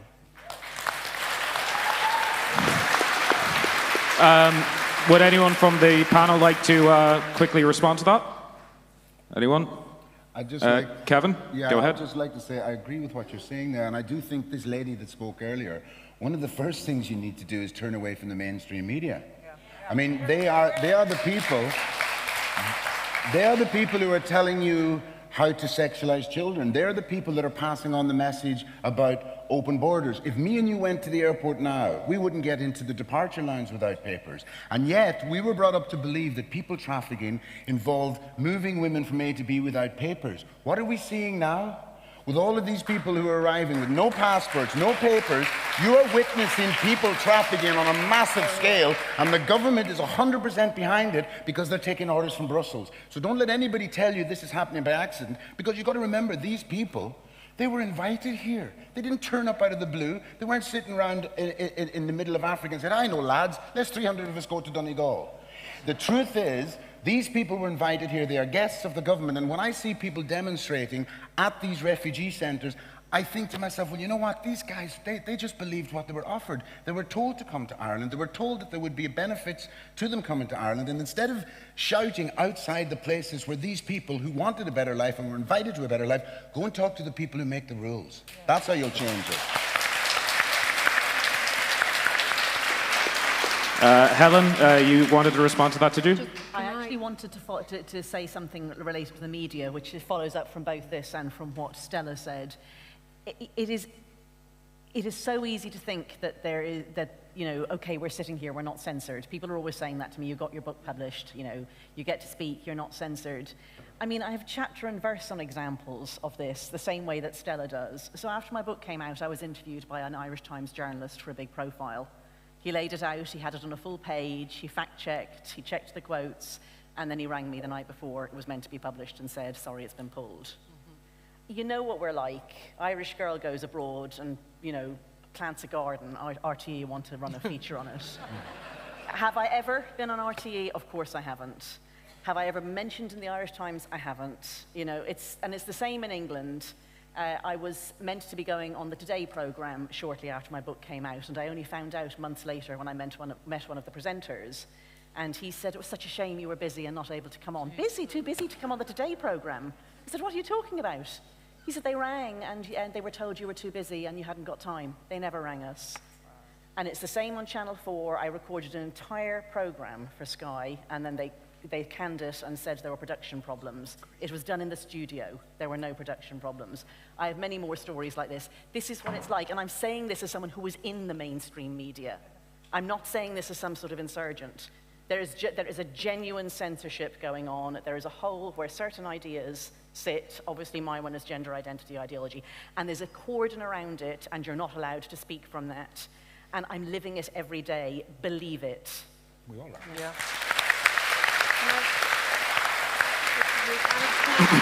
Thank you. So I'm just going to say I'll take... Sharon wants to come in too, sorry. On that? Just, can you hear me? Yeah. Yeah. Just, you know, and Malachy, I know you've been very active when it comes to the immigration issue, particularly around the East Wall. But yesterday I was talking to a county councillor from Laois, and she was showing me some of the pictures from the electric picnic, the tents that have been left there, where 750 refugees are going to be housed for an indefinite period of time. And I couldn't believe it, to tell you the God's honest truth. There was communal bathrooms in these areas with 2 washing machines at the back of these communal areas for the people that were going to be housed there. And there's children there. There's no child protection issues in that particular refugee centre, and that's really worrying for me. And it should be worrying for everybody when it comes to child protection in this country. If we've learned anything, we've done that really, really badly in this country. And we really need to step up when it comes to, particularly children that are coming in from vulnerable areas, that are after coming in from war-torn areas, and they're here in this country. And the next thing is, they're now in an environment that is unsafe to be in. So, like, the Irish people are a very, very welcoming nation. We have settled many, many refugees in our particular area in County Meath. And indeed, we have gone above and beyond in many communities in this country. But we now know we're at capacity.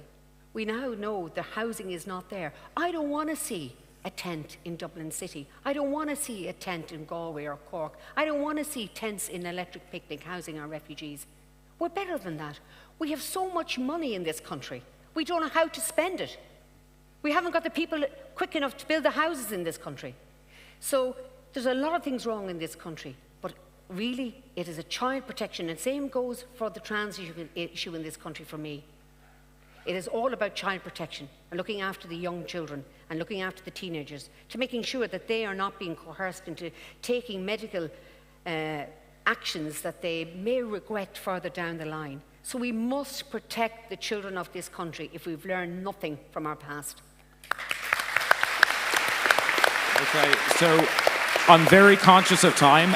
Just so everyone knows, there's going to be a second Q&A on the second half of the show, so I'll take 2 more questions, and I believe this lady down the back has put her hand up a few times. So please, Sinead, this lady in the centre. Thank you. Please try keep it short because we're running over schedule. Thank you. Hello there. I was struck by Stella saying that, of course, a film is going to be one-sided if everybody on one side refuses to speak. And I'm looking at the similarity here where free speech has to be either a left-wing or a right-wing issue. Surely it should be a universal issue. I consider myself the centre-left. I've got no problem being in the same room as people who consider themselves to be on the right. Now, have we simply as a society lost the ability to accept that people may disagree with us on issue X, but perhaps we can all agree, or even just convince one another to agree on issue Y? And if this is the case, how can we regain that ability? Okay, Stella, please. Well, I'm increasingly, like many people, I think, seeing this right-left divide as such a bad description of what's actually going on, because, you know, like, people who are kind of fiscally right-wing but socially left-wing and socially left-wing and fiscally right-wing. It's become such a mess that I'm kind of stopped using left-wing and right-wing as a way to describe anybody's politics, because I think it's anachronism really from the 20th century that we've got to get ourselves beyond and start coming up with better phrases to describe people's political positions. And I couldn't agree more with what the woman just said there, that like the entire basis of civilized society is the understanding that people disagree with each other without losing their minds, that we still can function. I'm sure many, many, many people disagree with loads of things. I don't know anybody I've ever met that agrees with everything I say. And I don't want to either, because that's not human. So I think we have to fight for the right to be able to disagree with civility.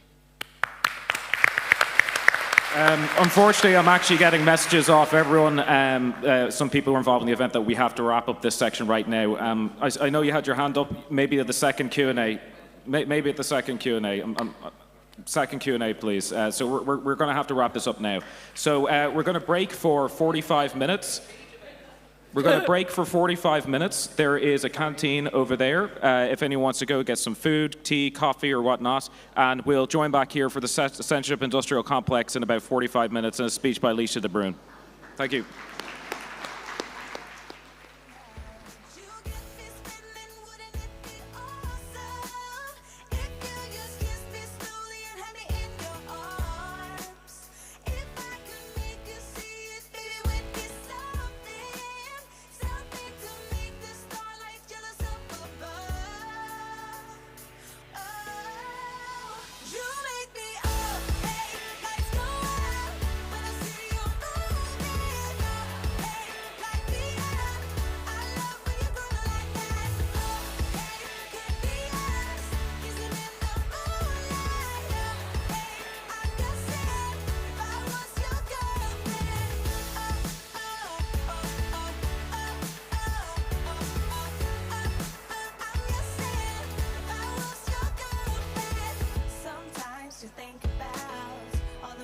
Making you smile. I know I am what you need, and boy, you're just my type.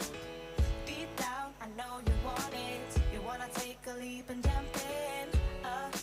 Oh, we're gonna fall in love. You get me spinning, wouldn't it be awesome if you just kiss me slowly and had me in your arms? Oh, you make me up. Hey, lights go out when I see you moving. Hey, light me up. I love when you groove like that. Oh, hey, could be us, kissing in the moonlight. Hey, I'm just saying, if I was your girlfriend.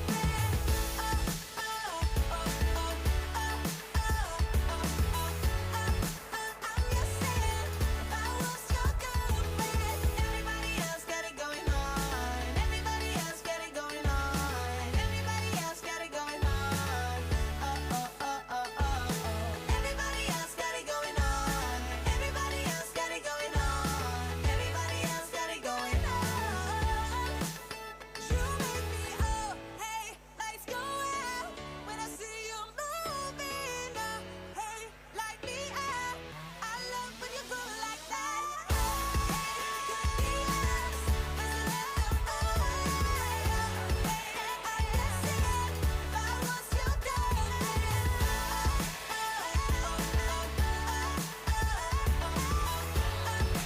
I'm just saying, if I was your girlfriend.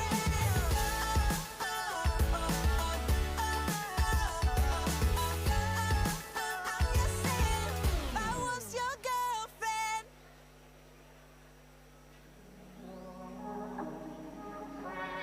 Pick up the dice, give it a roll. You never really know which way to go. Feel it inside, feel the spark. Lift you up when you're falling apart. We think we know it all. We stand 10 feet small, with our head under ground. I think I've seen it all, but I've come so far. But it just got till I broke down. Does somebody know of a place where your heart doesn't sink like a stone when you're naked and broken with nowhere to go? Does somebody know? Does somebody know of a place where the green isn't covered by snow? Every time that your eyes speak, it's time to let go. Does somebody know?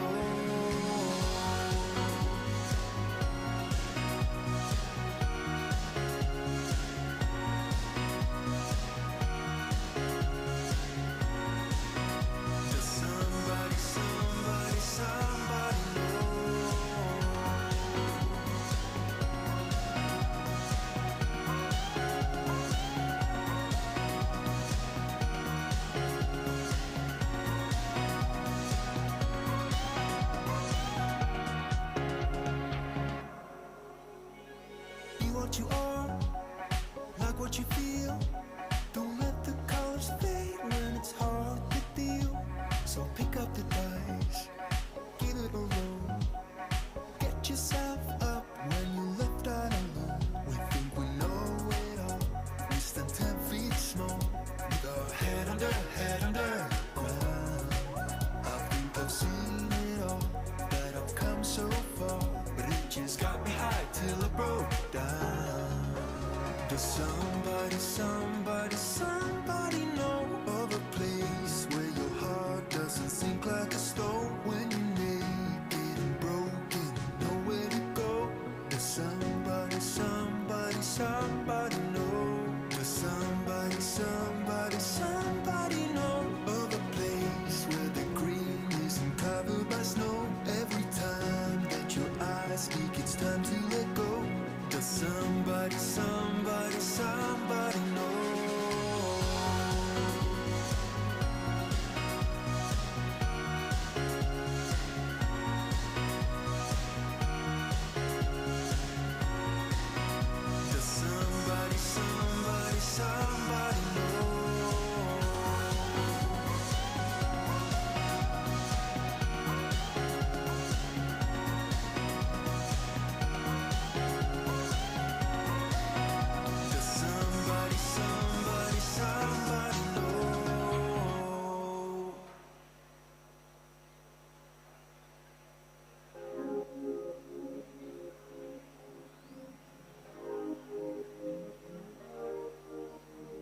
Wake up, baby, all the stars are shining bright. Yeah, we should stay up so that we can look at them all night. Just keep holding me, don't let me go. Everything's so magical. All I need is you tonight. If I shut my eyes, keeping them closed, all the senses explodes. You and me under the sky. Let's stay up all night, give our hearts a new beginning. When we fell in love, every second, every minute, we were high on life. Didn't waste our time, didn't sleep as much as now. Let's stay up all night.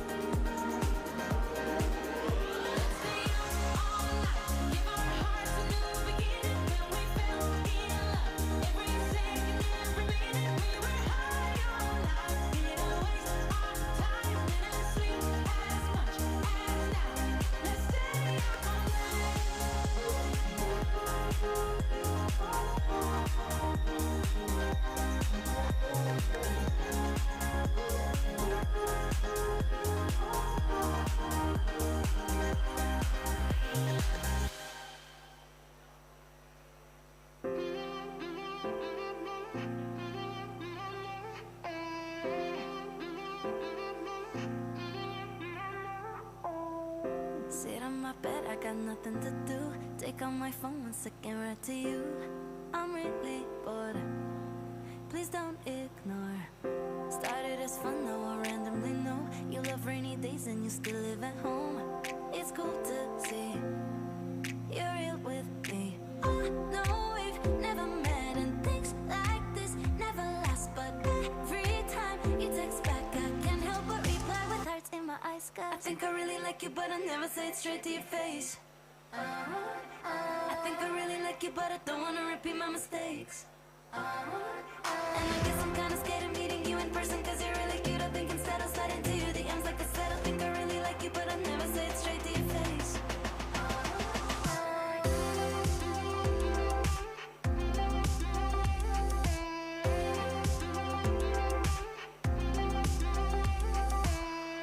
Been a few weeks and we're keeping this up. Difficult to deny we're on the cusp of something more. Can't be ignored. I let you know every part of me. All of the nuances no one else sees. We talk all night, I read then type. I know we've never met and things like this never last, but every time you text back I can't help but reply with hearts in my eyes. I think I really like you, but I never say it straight to your face.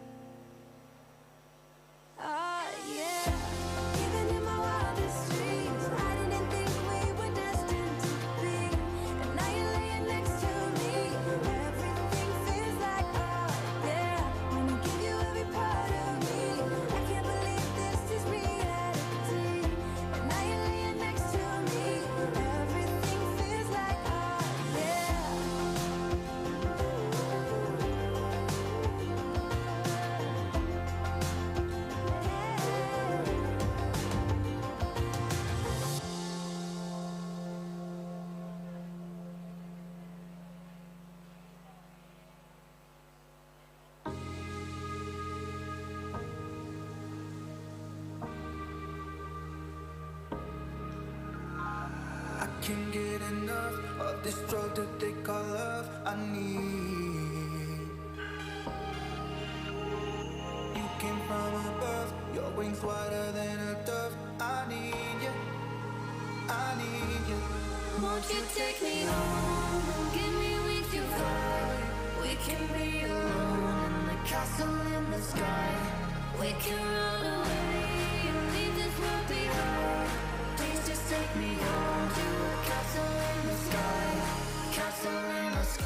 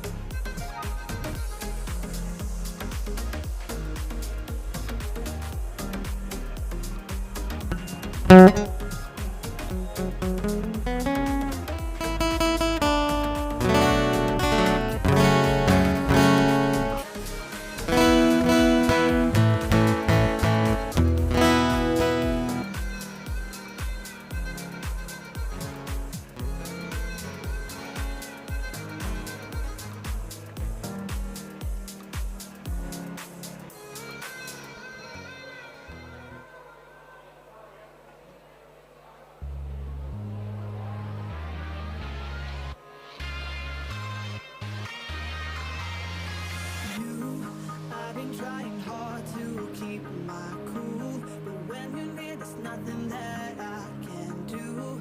When you're walking in, I know it's true. It doesn't even matter how hard I try, 'cause when I hear your voice, my walls come down. Boy, you are the only thing I want. There must be a way I can make you see that if we fell in love, it will be so sweet. But when it's you and me, nobody can bring us down, bring us down. But I don't wanna love you if you don't let me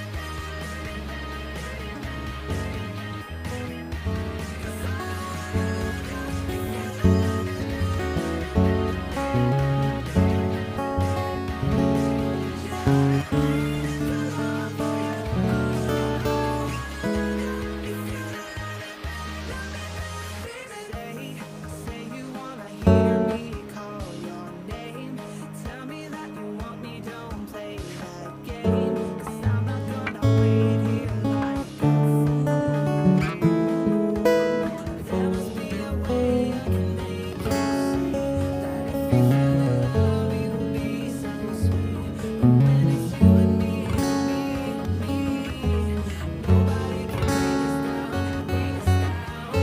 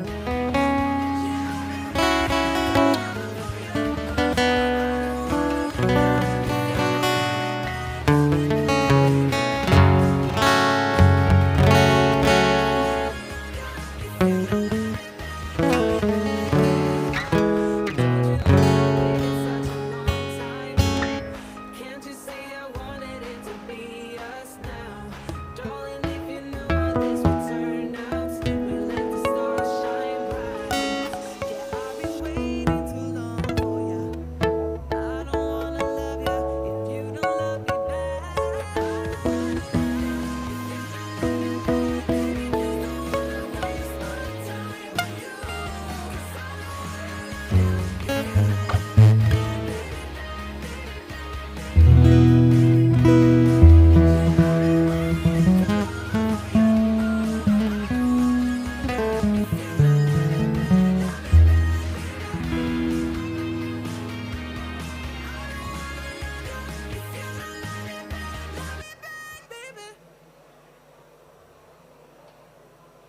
flipping pages since I could remember. That told me I had to be within the lines of 2 degrees. I've been working after work since last September. Working after work, yeah.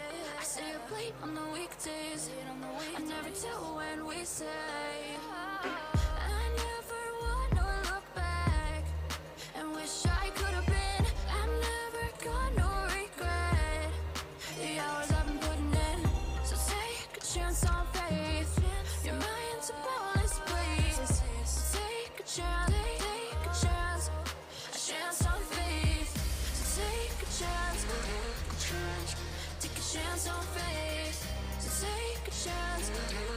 I never wanna look back. Take a chance, take a chance on faith.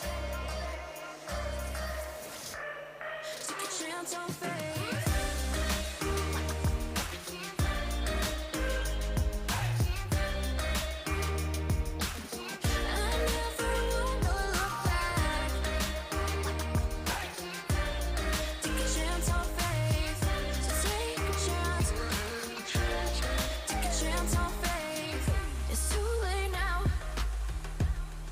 Something I never wanna say. I stand my ground. I need to be who I'm meant to be. Yeah, I don't see it any other way. I know I gotta keep the faith. I never wanna look back and wish I could have been. I'm never gonna regret the hours I've been putting in. So take a chance on faith. Your mind's a bonus, please. So take a chance, take a chance on faith. So take a chance, take a chance on faith. So take a chance. I never wanna look back. Take a chance, take a chance on faith. So take a chance, take a chance on faith.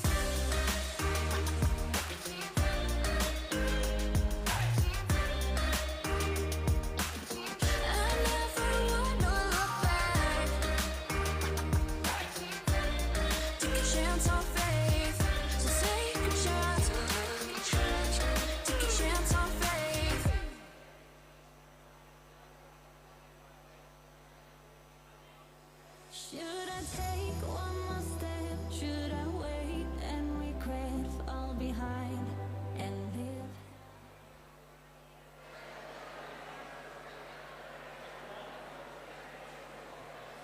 I know, yes.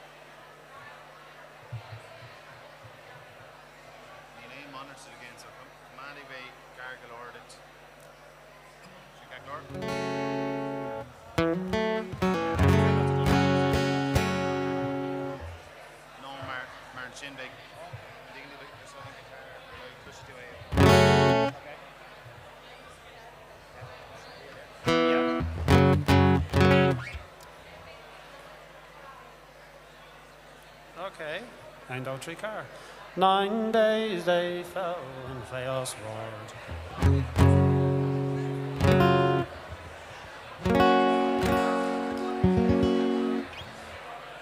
Okay. We'll toss a car Lorla Shin. Alright, so sing Heavenly Muse.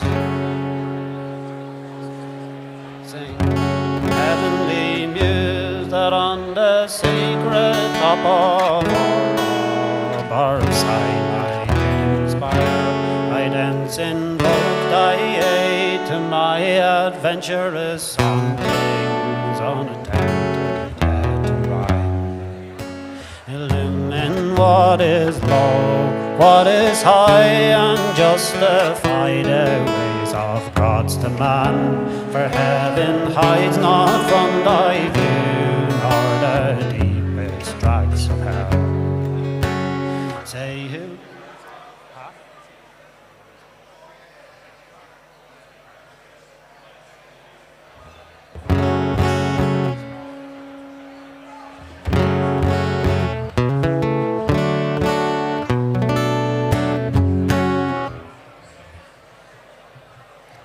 Animation.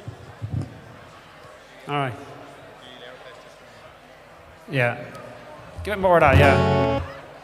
Whatever. A bit more of that, yeah. A bit more of that on the voice there. Especially, a bit more of the voice. Yeah. I'd say so. Yeah. Just, all right. Bit of, all right. Try again.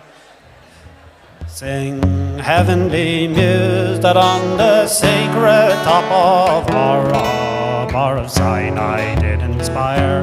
I thence invoked thy aid to my adventurous song, things unattempted yet right.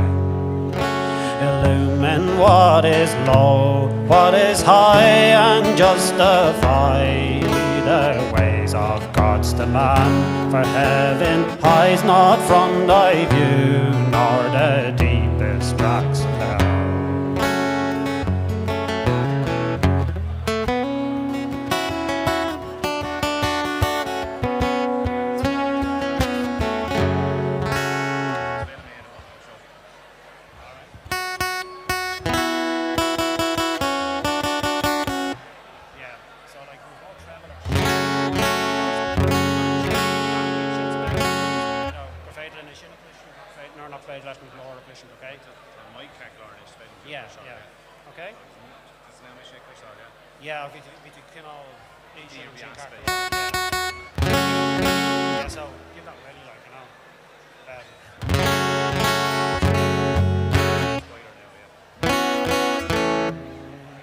Sing heavenly muse that on the secret top of Bar of Sinai did inquire.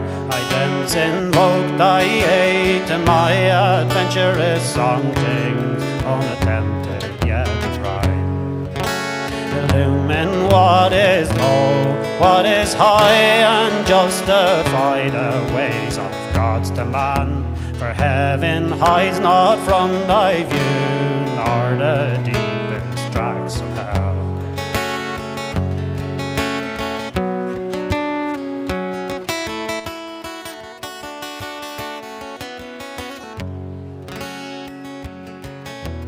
Say who first seduced to that foul attempt our parents in that happy state to dwell, turn up with envy and with guile to see the mother of mankind. Raised impious war, with vain attempt he trusted to have equal the Most High. Stirred up with angel and with fanes as both the mother of mankind.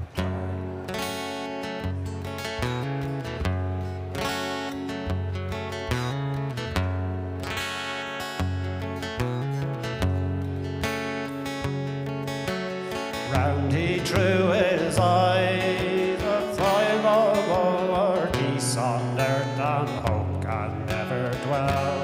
And one great furnace flamed, yet from those flames no light but darkness spread. Sing heavenly muse that on the secret top of Bar of Sinai did inquire. I thence invoked thy aid to my adventurous song, things unattempted yet to rhyme. Okay.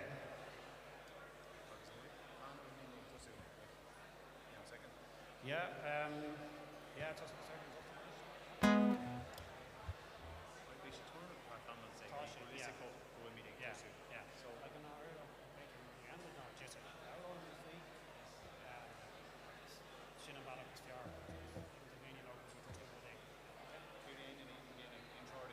No, just searching.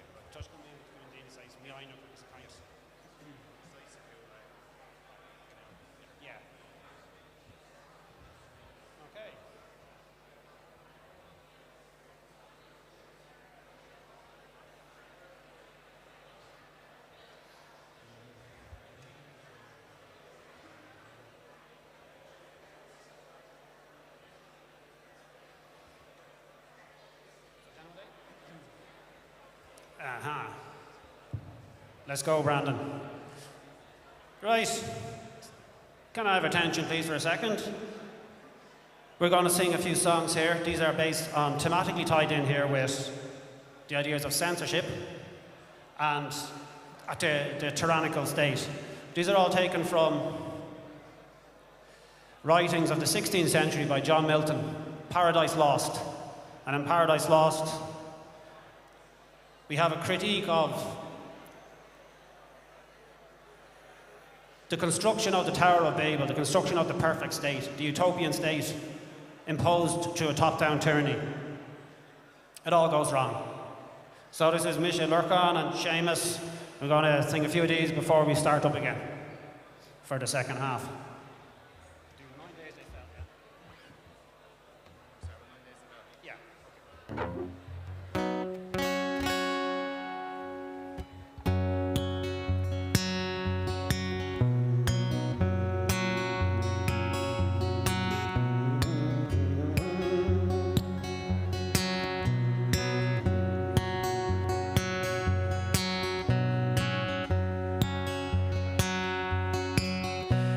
Full soon amongst them he arrived, grasping 10,000 thunders.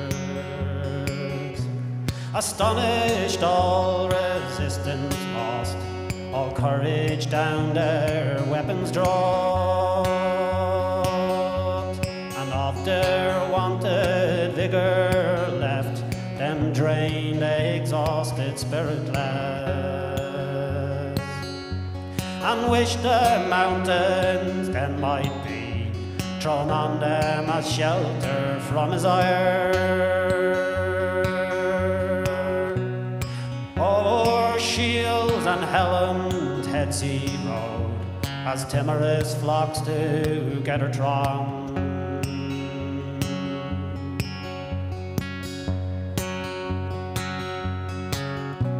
9 days they fell and chaos roared, and caused tenfold confusion. One spirit in them ruled alike, and every eye glared lightning. And yawning hell received them whole, and on them closed their habitation.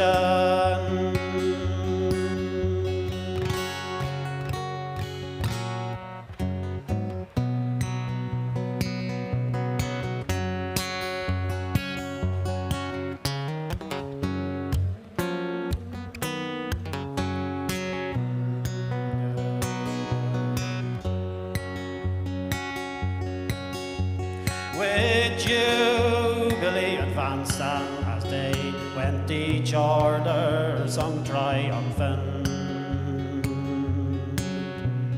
and then sung victorious king, son heir to him dominion given.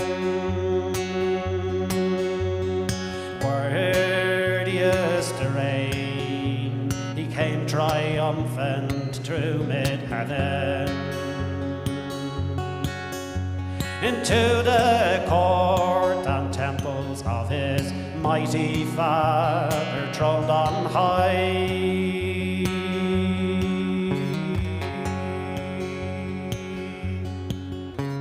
At thy request I have revealed what might have else do you been hidden. He who envies now thy state, plotting how he may seduce you, bereaved of happiness partake his punishment, eternal misery. For thee to gain companion would be all his solace and revenge.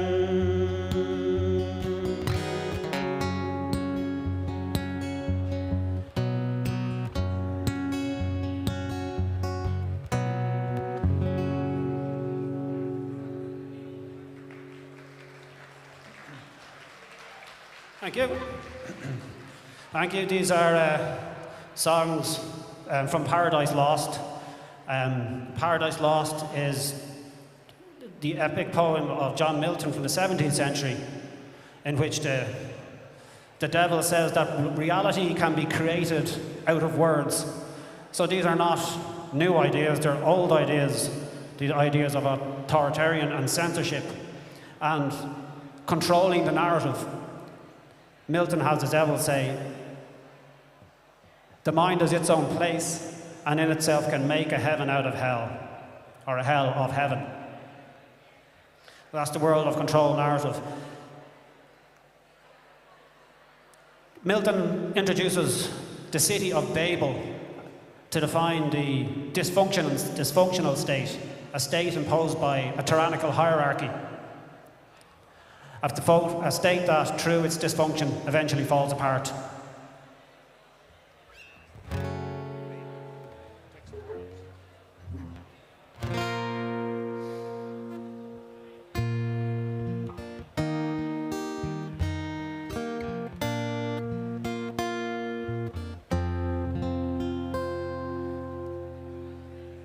Betwixt the world restored and the world restored, dost thou have seen one world begin and end? The second hours of man labouring the soil, corn, wine and oil, did spend their days in joy and blame. Till one did rise of proud ambitious heart to arrogate dominion undeserved, with war and hostile force it shall refuse subjection to his empire tyrannous. Of brick and boiling girth they cast the build, a city standing tall upon the plain, whose powers would obstruct from heaven view, to sow a jangling noise of words unknown. Horse and all in rage, as mock day stormed, and confusion reigned and scattered them about the plain. Still tend from bad to worse, and declining so low that their hideous heart deprived them of their liberty.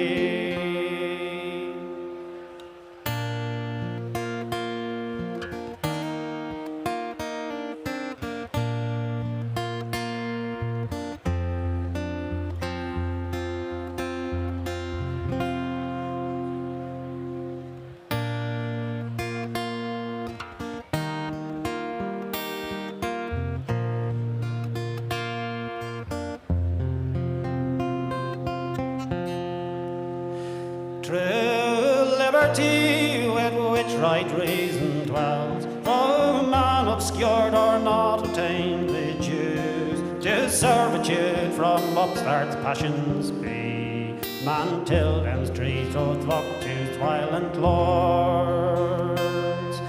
With famished breath up where the air is thin, to lead them to their own polluted ways. Oh, that man once free should be so stupid grown, to worship their own work in wood and stone.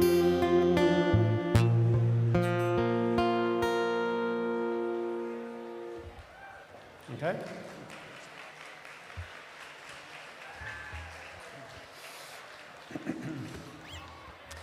Well, we're only here for a short bit to get you settled back in again and to start off the second half. And we're going to finish it up with Sing Heavenly Muse.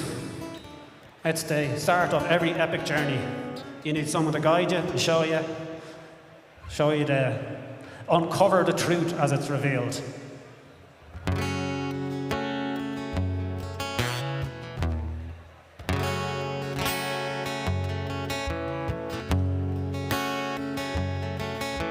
Sing heavenly muse that on the secret top of our of Sinai did inspire. I then guidance invoke thy aid to my adventurous song, things unattempted yet to rhyme.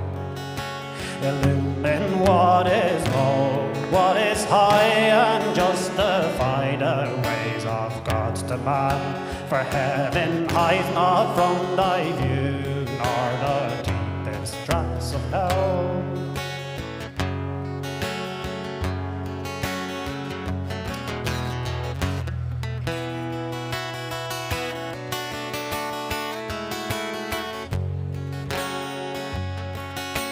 Say who first sowed Jews with that foul attempt, or parents in that happy state to dwell, stirred up with envy and with guile, deceived the mother of mankind. Raised in pious war, with vain attempt he trusted to a equal the Most High, but headlong flaming from the eternal sky, likes of fire dare to dwell.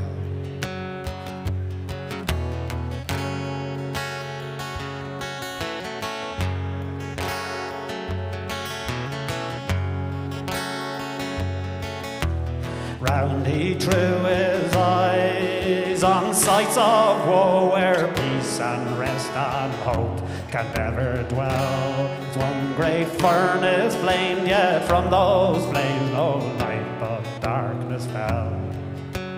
Sing heavenly news that on the secret tops of Hora, heart of Sinai did inspire. I thence invoke thy aid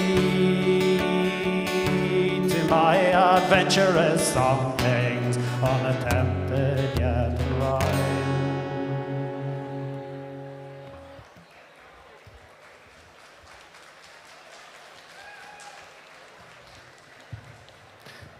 Thank you.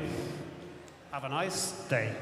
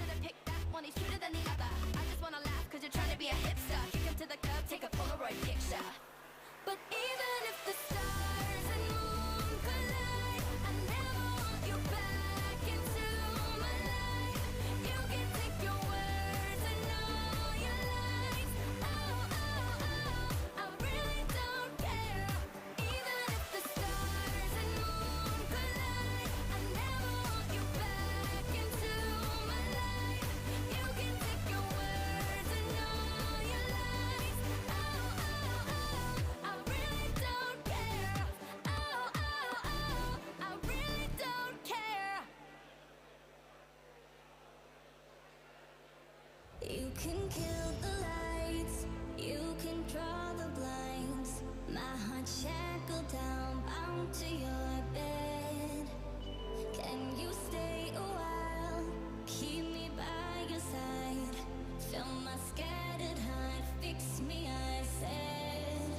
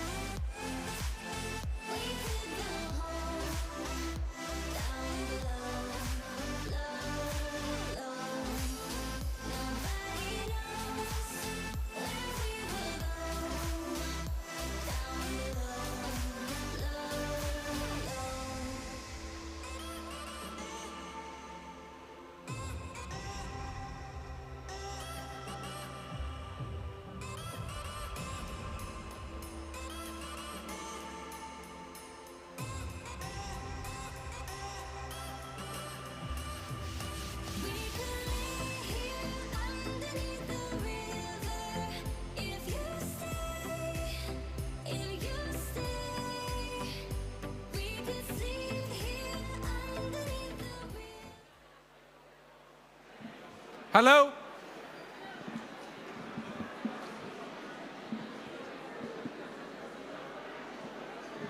Folks, I'm just going to shout to you, stop talking and listen to me.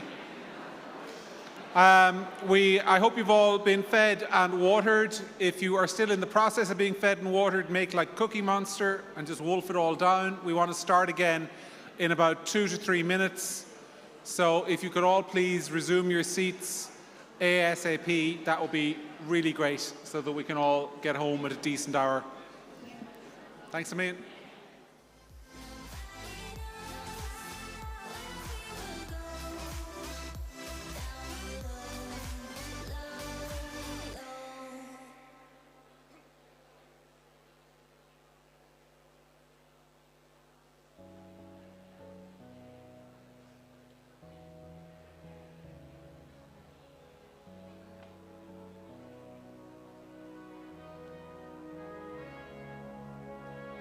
I swear I don't miss you at all,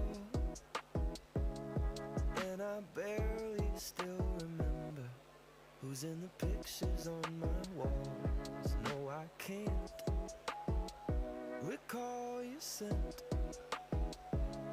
jasmine, tuberose, and lily, or your silly French accent, all but forgotten about those eyes, the shade of green that if he'd seen would make F. Scott Fitzgerald cry. But I won't break down at 2 a.m. and call, 'cause I don't miss you at all, and I'm sleeping fine. I don't mean to boast, but I only dream about you once or twice a night at most, and it feels so good eating alone. I don't get distracted by your smile and miss the green lights driving home. No sign of stopping, the house isn't far, but I think our song is coming on, and now I wanna crash the car, but I won't make that mistake again and fall. So I say I don't miss you at all, and someday I won't miss you at all.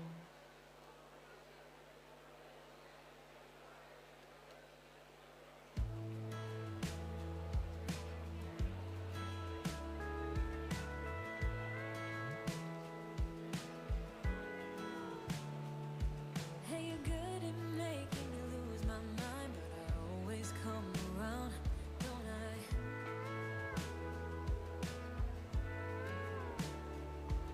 And I know sometimes I'm bringing you down, but I always make you smile, don't I?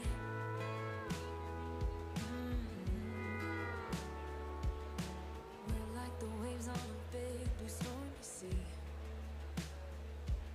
So you're the one who brings out the best in me. We're a little messed up, baby, kinda up and down, and we keep falling till we hit the ground, but then we get back up again. Yeah, we're a little messed up, baby, it's never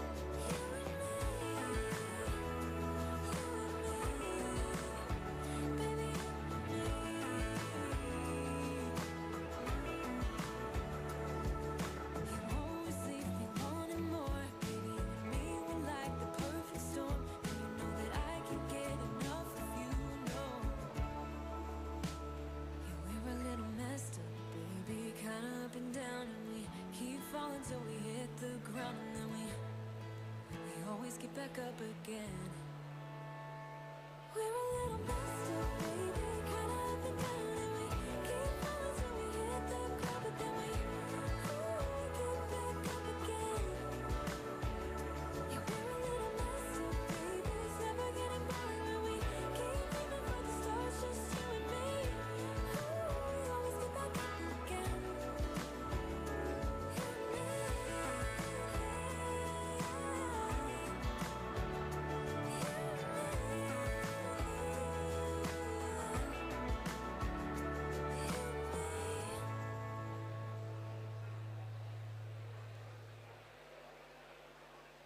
Home alone again. I'm wondering, will you cut me off? Leave me alone with all my thoughts.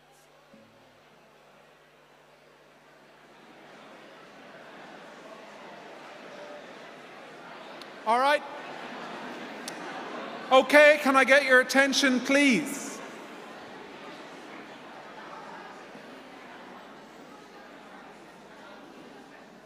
Thank you.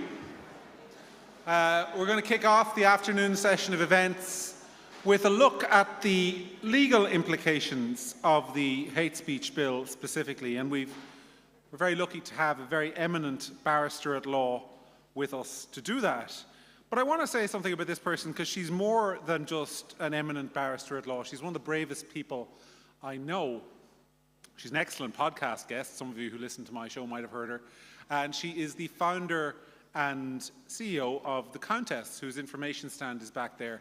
And they've been fighting a really important, really difficult, and really unpopular fight in Ireland. And she's put an awful lot into it. So I wanted to give a very warm welcome to Líosa Ieda de Brún Bia.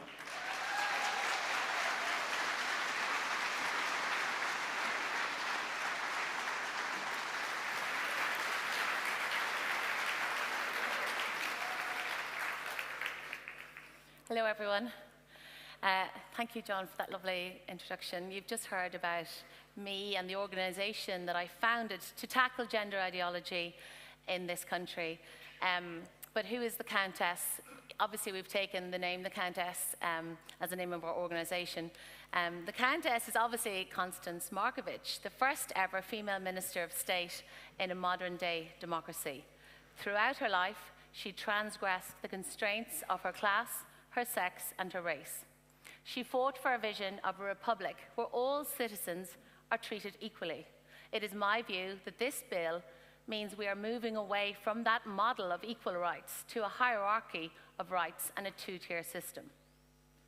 Now, who is the Countess as an organisation? We're single issue, we're apolitical, we're non-partisan, and we advocate for women and children in Ireland as well as LGBT young people.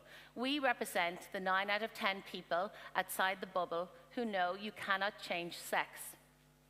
We were recently, thank you.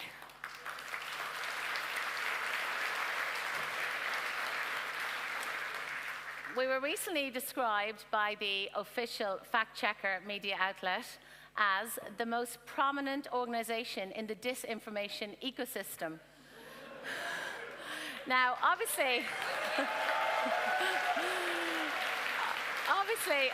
that's meant to be a sort of shame-inducing label, but I believe in these strange times it might even be a badge of honour.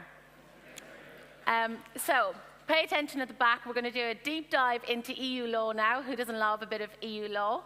I'm going to walk you through the EU directive that apparently compelled the government to introduce this bill and look at the issues with this piece of legislation. And then I'm going to conclude with some examples of how these laws bed down in real life in our neighbouring jurisdiction. So, the bill was introduced to give effect to the Council framework of the 28th of November 2008, combating certain forms of racism and xenophobia. So we're going to look at the actual Council framework decision and then look at the kind of gaps and the overreach and where we've got to with this bill. So Article 1 provides for the offence of publicly inciting to violence or hatred, hatred directed at a group or a member of a group, and they are defined by colour, religion, descent, or national or ethnic origin. Now, with this bill, our government has expanded those protected characteristics to include gender, disability, and sex characteristics. Moving on to Article 1A, There's an offence of publicly inciting violence or hatred. And that's it. There's no requirement for recklessness. But we see in the bill, recklessness has been inserted, which means they've stripped out intention, they've stripped out mens rea. This is quite a radical paradigm shift. And they've done this, and they're not even pretending it's otherwise. They've explicitly stated they're lowering the threshold in order to secure more convictions. Articles 1, C and D refers to Holocaust denial. Now, the bill does correspond to this framework, and I'm sure many of you know that has always been, under EU law, the threshold for hate speech. You know, your freedom of expression was actually protected. You had the right to offend and disturb the state and sectors of the population, any sector of the population, up until that moment where it became hate speech, and hate speech was defined as Holocaust denial. Now, interestingly, this is sort of a sidebar I came across in the research of this, whereby the definition of genocide does seem to be, it's being stretched elsewhere, and this will feed into this bill. So there's a new definition of genocide, war crimes, under Article 6 of the Statute of Rome. And this is interesting because now it will include serious harm to the mental health of people within a special group.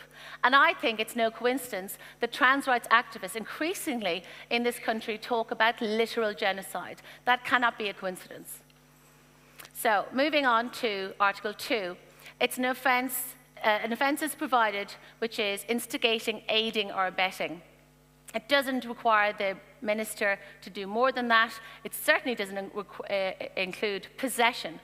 But when we look at Section 10 of the bill, it will be an offence. I'm going to read this out verbatim because it is quite chilling.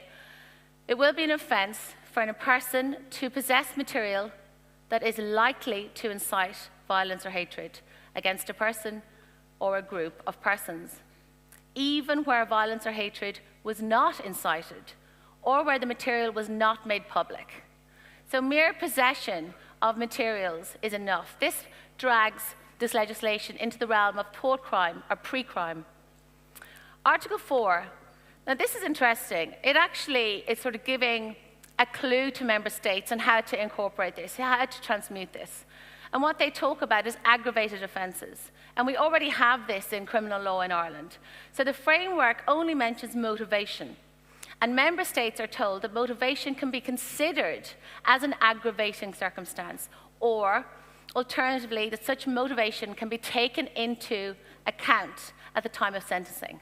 Now, we already do this in Ireland. We do this during the plea mitigation, which takes place after conviction but before sentencing.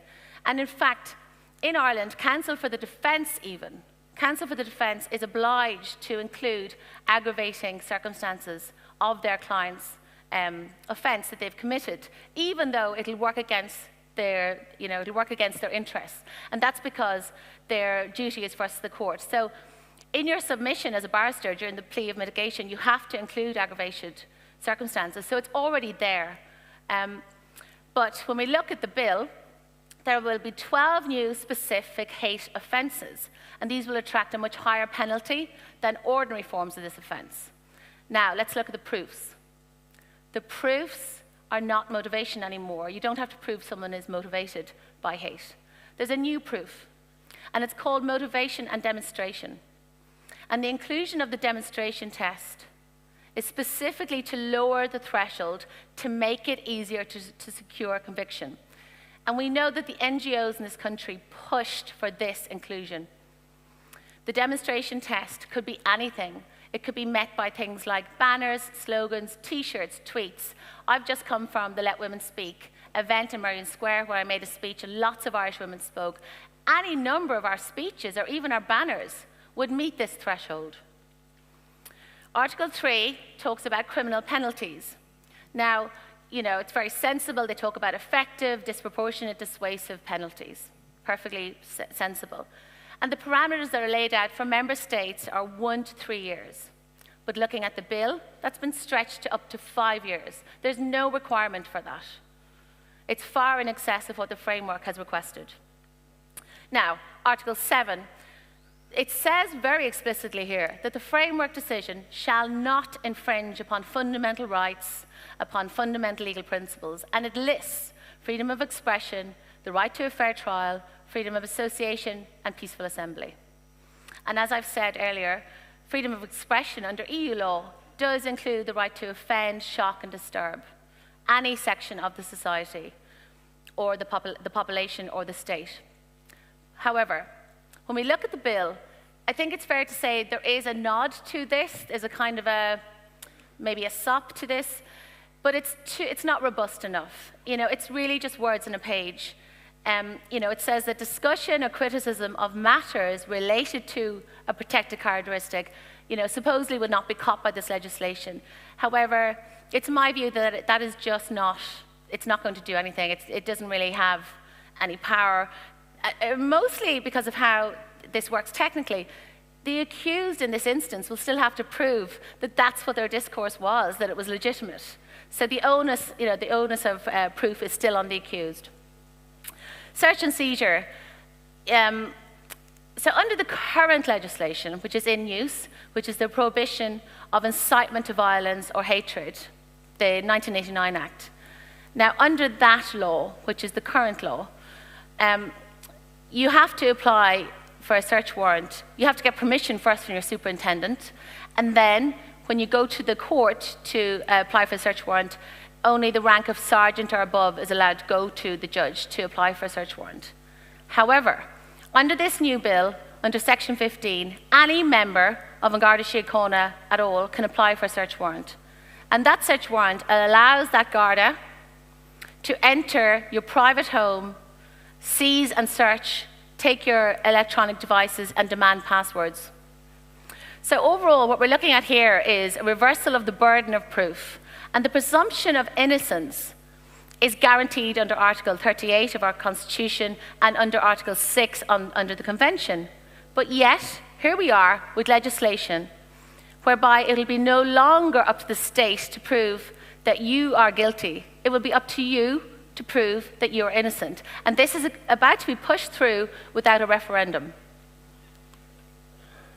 So, let's look at the test, motivation and demonstration test.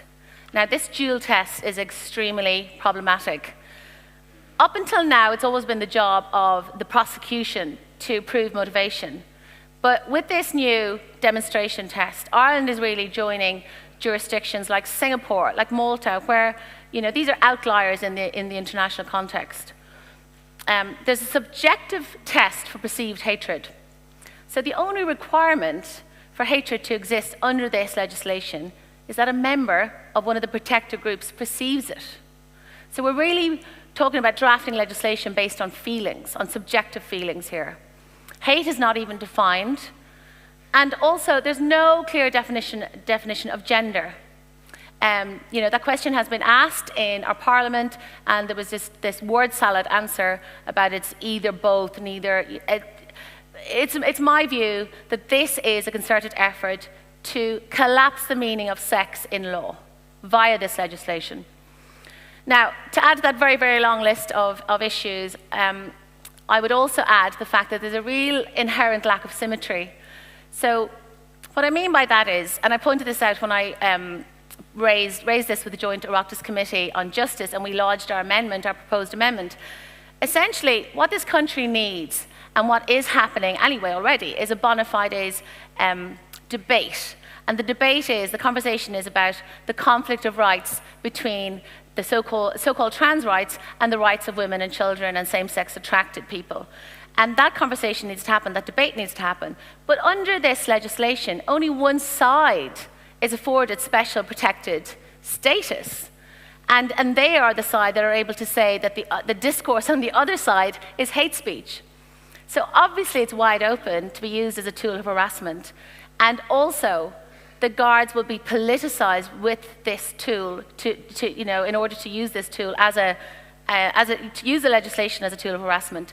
And surely it cannot be the intentions of legislators to politicize an Garda Síochána. So I'm going to conclude with just a little taste of case law in our neighbouring jurisdiction. Now, in England and Wales, hate speech and hate crime is kind of sprinkled over various different statutes, but this is how it beds down in real life. These are some concrete examples. So Harry Miller was an ex-policeman. He was visited in his home by Humberside Police. just because he posted comments on Twitter. The police had recorded a non-crime hate crime against him. Now, he lost in the first instance, and then he won an appeal. But obviously at a huge personal cost, both financial and in terms of stress. Kevin Mills, this is extraordinary. He was an ordinary man, 63-year-old man, an electrician. He reported an actual crime to Kent Police, only to discover, unbeknownst to him, they had recorded a non-crime hate incident against him, which had been recorded or reported by a disgruntled customer of his. He knew nothing about it. The police had never contacted him to let him know or to get his version of events. Marion Miller is a Scottish woman who was charged under the Malicious Communications Act. She sent 6 tweets. She faced up to 6 months in jail. She was arrested at her home in front of her autistic children. She was removed to a police station. She was advised that the social services would take her children while she was questioned. But when they actually investigated the messages, and this is the point, after the arrest, not before the arrest, after, they included a retweet of a picture of suffragette-coloured ribbons. And the complainant had said that looked like a noose, and that was enough to get that woman arrested, that ordinary woman arrested. Kate Scotta was arrested in 2018 because she referred to a male trans-identified man as he and him. She was arrested in front of her 2 children while breastfeeding. She was kept in a cell for 7 hours. She was initially found guilty, again, but then appealed and it was overturned at a huge personal cost. Ordinary people are being dragged through the courts. Graham Lenihan was visited by police for misgendering the same trans activist who was involved in the other case, Stephanie Hayden. Now, he was subsequently classed as a vexatious litigant, naturally, and the case was actually struck out. But you can see a pattern here. It's very obvious that these laws can be used as a tool of harassment. It's very hard to get a conviction, still, even with all these new tests and lower thresholds. So the process becomes the punishment. Now, everyone on stage here today that you've...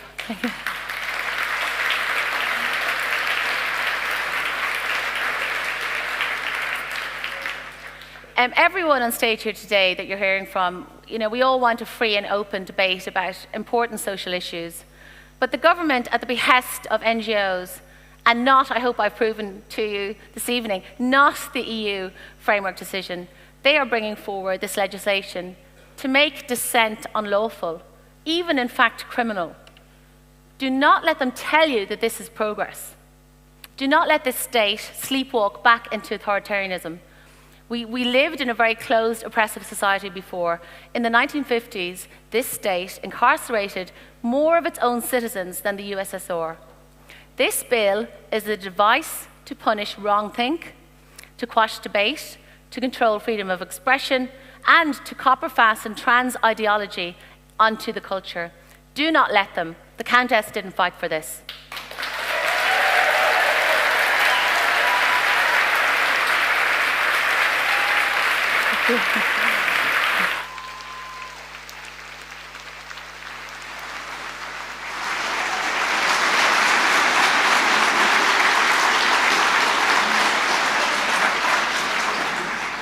Thank you, Leisha. And now, as the man said, we move on to the main event of the evening. A conversation amongst 3 people, 2 of whom will be broadly known to you. It will be moderated by one of Ireland's best known and, in my view, most courageous broadcasters. Somebody whose radio programmes are always entertaining and always challenging, whether he's talking about domestic affairs or political affairs. That is Mr. Niall Boylan.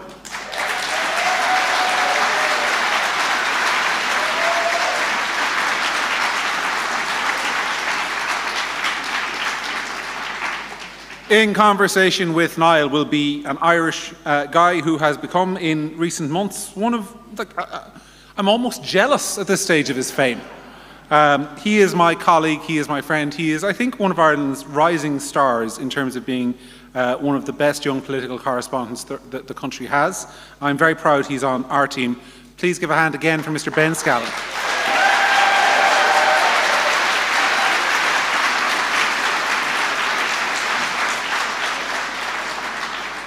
And finally, we have somebody who may not be known to all of you, but who I am delighted is with us. He's an American author, former public relations consultant like myself. I'm sure he's better at it than I was.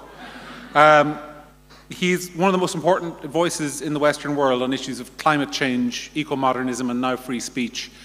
He's somebody who, when you listen to him, you cannot stop thinking about what he said on many occasions. Please give a big hand to Mr. Michael Schellenberger.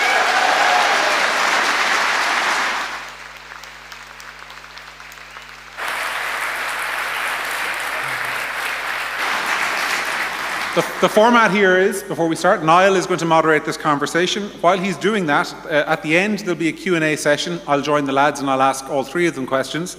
I want to say that there will be one question from the floor. That one is going to go to Gavin in the front, because he really wanted to ask one at the last panel, and it wasn't Alex who cut you off, it was actually me, because we were running so over time, but we're going to rectify that. But for the rest of you, please send your questions via Twitter direct message or Facebook direct message to either me personally or Gript Media's social accounts, and I'll pick the best ones. And if yours isn't picked, well, tough. Listen, but that's enough from me. I'm going to hand over to you, Niall, and take it away. Thank you very much, everybody, for joining us this evening. And I have to say, it's wonderful to see so many people supporting what I've been doing for the last 25 years. And for a lot of people, they believe, just briefly before I get to talk to the guys here, that in media, that there's some reason as to why many of the mainstream broadcasters won't talk about certain things. There is no reason why they won't talk about it. Because I can tell you now, the BAI, or the Broadcasting Authority, which they were, they've now been renamed as another organisation, are extremely fair.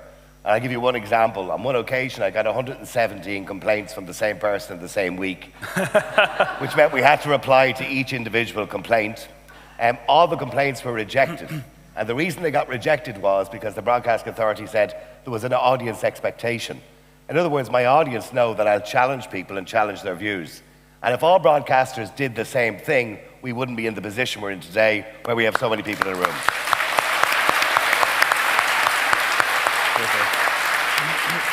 But I suppose I met Michael some time ago. Actually, my contact director, who is also my wife, met Michael when we decided to do our podcast. And she was intrigued by Michael. And the reason she was intrigued was because of the Twitter files. And if you're not familiar with the Twitter files were basically an expose on censorship in America. And America, I suppose, Michael, let's go to you first. You wouldn't imagine you would have censorship in America when you have the First Amendment, which is exactly what we would love to have, which protects our freedom to speak. So how did the Americans, or how did America, end up in that situation? Well, sure. I mean, it starts with me in 2020. My book Apocalypse Never came out, and I wrote a sort of summary of the findings. And one of them was that natural disasters aren't getting worse, they're actually getting better, meaning the number of people who die in natural disasters globally has declined by over 90%, even as the population quadrupled, and the cost of natural disasters over the last 30 years has gone down. This is all widely accepted data, and yet Facebook censored my article about this, and they put a warning on it, and the warning said misleading information. So it wasn't even that I was censored. They didn't even say that it was inaccurate. They were just saying that the information that was true might lead you to the wrong conclusions. And that was my first sense that there might be something very wrong with how we've arranged our social media. And then in December last year, Elon Musk bought Twitter and he took it over. And a friend of mine who's a well-known journalist in the United States named Barry Weiss, along with Matt Taibbi, were invited in by Elon Musk to basically make requests of the staff there to look at what had been going on beforehand.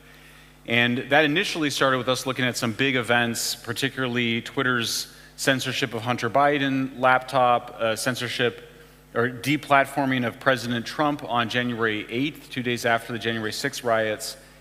And at first it looked like just a sort of political correctness of Twitter staff. 99% of all political donations from Twitter staff went to Democrats. It's very progressive. It's a company located in San Francisco. But then we started to discover all of these requests for censorship by US government agencies, including the Department of Homeland Security, the FBI, something they called OGA for other government agencies, which we soon learned was a secret code for the CIA. And we realized that there was a whole effort by US government agencies working with NGOs. And NGOs, CIA is famous for working both putting their people as journalists at mainstream news organizations and also working through NGOs. And we realized that what we were looking at was multiple organizations, literally hundreds of NGOs, working to do the censorship pressure on the social media platforms on the behest of governments. And so we realized what this was the censorship industrial complex. And that work has helped to now lead to a major lawsuit between the state attorneys general of Missouri and Louisiana. It's called Missouri versus Biden. And just last week, we learned that it looks like the US Supreme Court will finally hear this case. So it is, we hope to have a victory because it is a clear violation of the First Amendment. At the same time, we still think these private NGOs are continuing to do similar to what they're doing in Ireland, which is putting pressure on the social media companies, and that may still be constitutional. So we're at risk of seeing the continuation of the censorship industrial complex, even with a win in front of the Supreme Court. I have to say, Ben, listening to what Michael has to say, we have seen stories suppressed here in Ireland on a regular basis. Only recently, of course, the Irish Mirror ran a story regarding a child, or should I say a school teacher, who asked the children in the class to refer to her as a they, them. The Irish Mirror were the only newspaper, with the exception of Gript, that ran the story. Why do you think this is happening in Irish media? Is it because journalists are afraid of such stories? Are they afraid this is just too much trouble? If I want to talk about immigration, if I want to talk about gender identity, transgenders, are they afraid that they'll lose their jobs? Are they afraid that they'll get some sort of public backlash? Why do you think media are censoring themselves? Yeah, it's a great question, because I feel like, in my experience, having interacted with many of these journalists on a person-to-person basis, when I go to government press events and I speak to these people, you'd be surprised how reasonable they are in contrast to what we see from the actual output that they put out online, that you would assume these are people who are totally ideologically possessed and very one-sided, and that's sort of the impression they give off. But then when I talk to them in person, they're perfectly reasonable. A lot of them have kind of implied to me that they sympathize with the views of more, I don't know what you want to say, conservative people, or people who have a different opinion to the mainstream.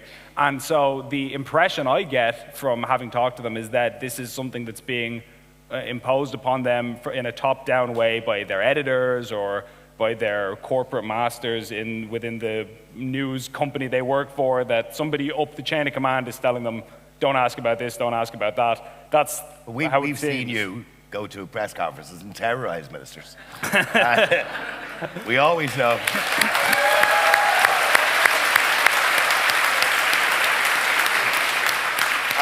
We always know as soon as Ben is going to ask a question, because usually one minister will roll their eyes. So there's at least 20 journalists in that room, or at least 10 or 20 journalists. And if we're to assume that half the population is reasonably conservative in their views, why are more of those journalists not asking those ministers exactly the same questions that you are? I wonder that all the time, because to your point that you made at the start about how there is no reason why journalists shouldn't ask about these questions, before I got into media, I used to naively think, I wish such and such a journalist had asked the minister this question, but maybe there's a good reason for it. Maybe I'm just ignorant and they know something I don't about why that wouldn't be an appropriate question or wouldn't be acceptable. And then I actually became a journalist and I realized, no, I think you guys are just kind of bad at your job, to be honest. There's not really any... Because if I worked for one of these time-tested publications, some of them have been around for 100 years or more, and they're staples of Irish society, and I saw this little upstart organization with a skeleton crew and comparatively almost no resources. We're going up against behemoths like RTE that have hundreds of millions of euros guaranteed every single year in taxpayer funding, and this little organization that is consistently blowing them out of the water in terms of, million views here, 2 million views there. I would be embarrassed, frankly, and I'd start scratching my head and thinking, what are they doing that we could learn from? But it seems like that if that conversation is happening in newsrooms, they haven't applied it, because it's just the same drudgery, the same boring lines of questioning. You know what it is it's all logistical questions. So I'll just make up an example. Let's say the government is talking about bringing in a new tax on cars, let's say.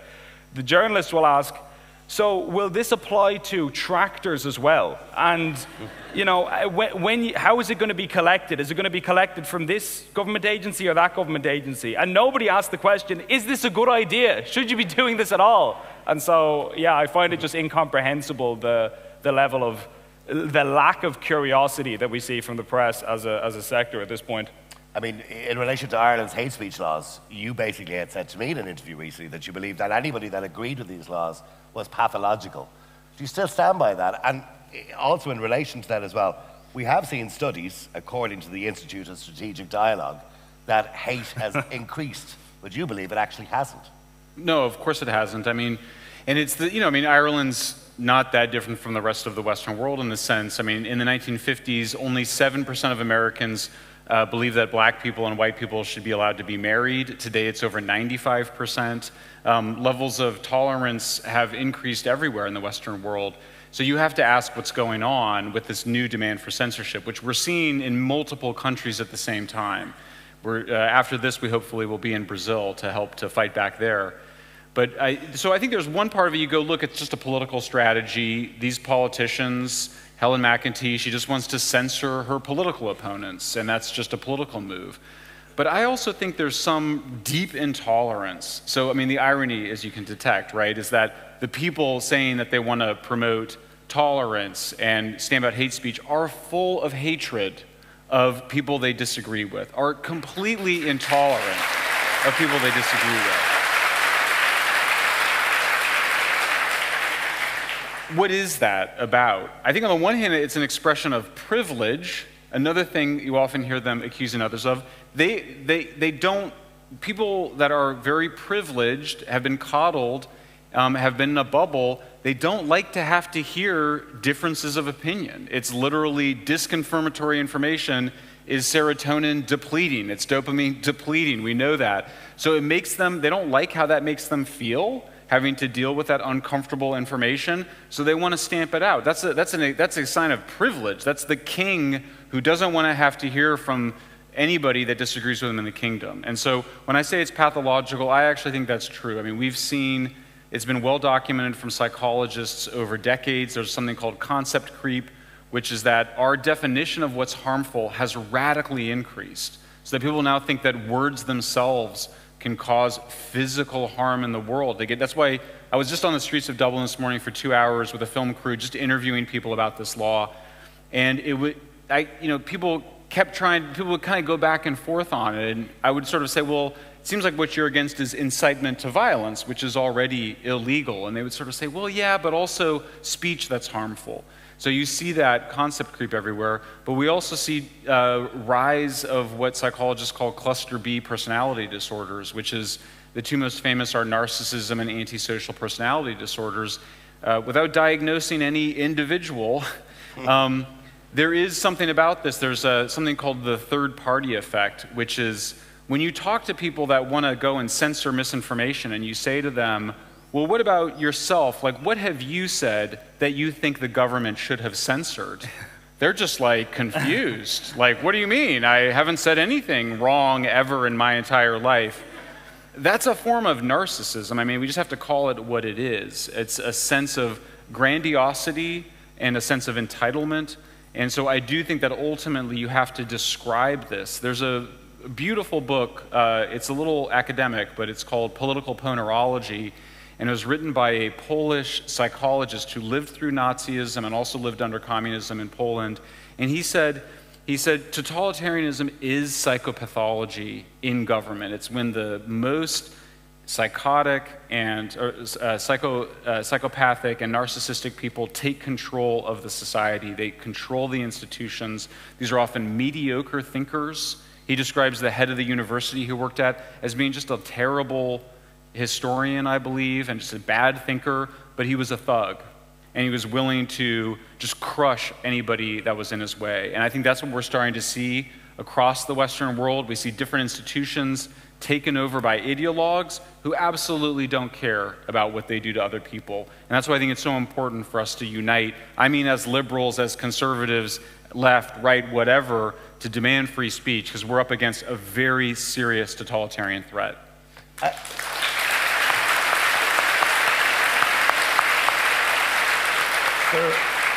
I suppose, Ben, there is an argument that we're fighting a pointless battle, because if we go back, say, 50 years ago, the Catholic Church ruled Ireland with an iron fist.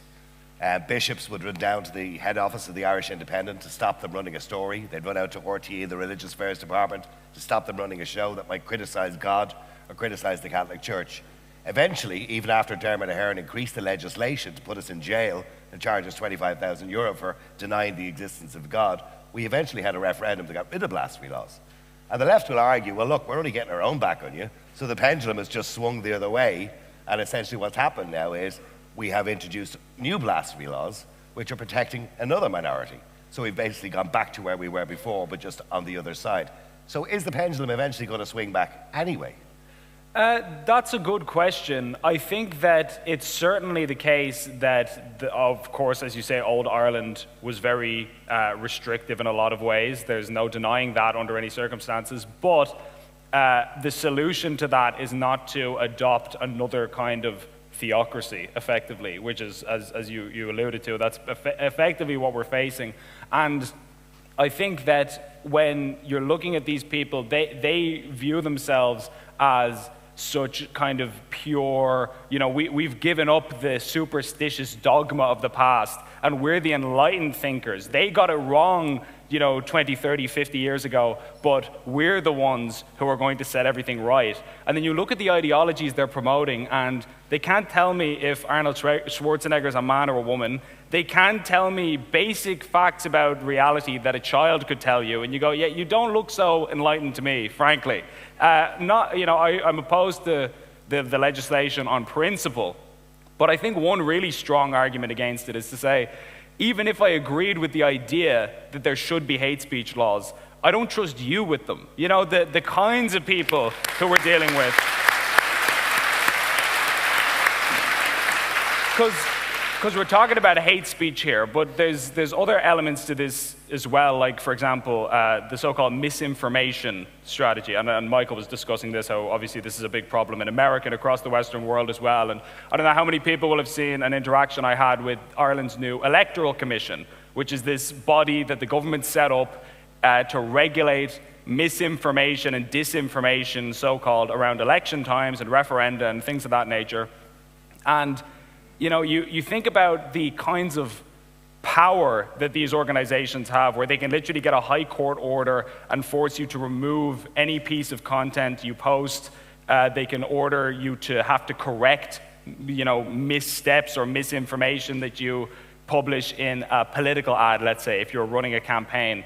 And I don't know that anybody should have that kind of power. I don't think I trust any human being, because we all have our biases. We're all of a certain view. I'm a conservative person, I'm a religious person. I know that influences my picture of the world. And so I wouldn't have so much hubris that I would think, oh no, I'm the one who should be able to control what anybody here is allowed to say and think. And so the fact that there are people in society who are clawing at that power and who desperately want to wield it and think that they're going to do it responsibly, I think that's incredibly dangerous. I mean,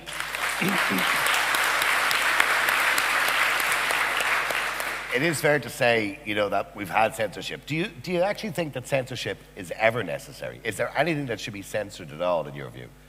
I mean, we already, of course, I think we should take calls to violence out of the censorship conversation, because what we're really talking about when we talk about free speech, and of course we believe in free speech, but I think what that means is freedom of opinion. You should be allowed to have any opinion you want, even if it's a horrible opinion, even if I find it totally repugnant.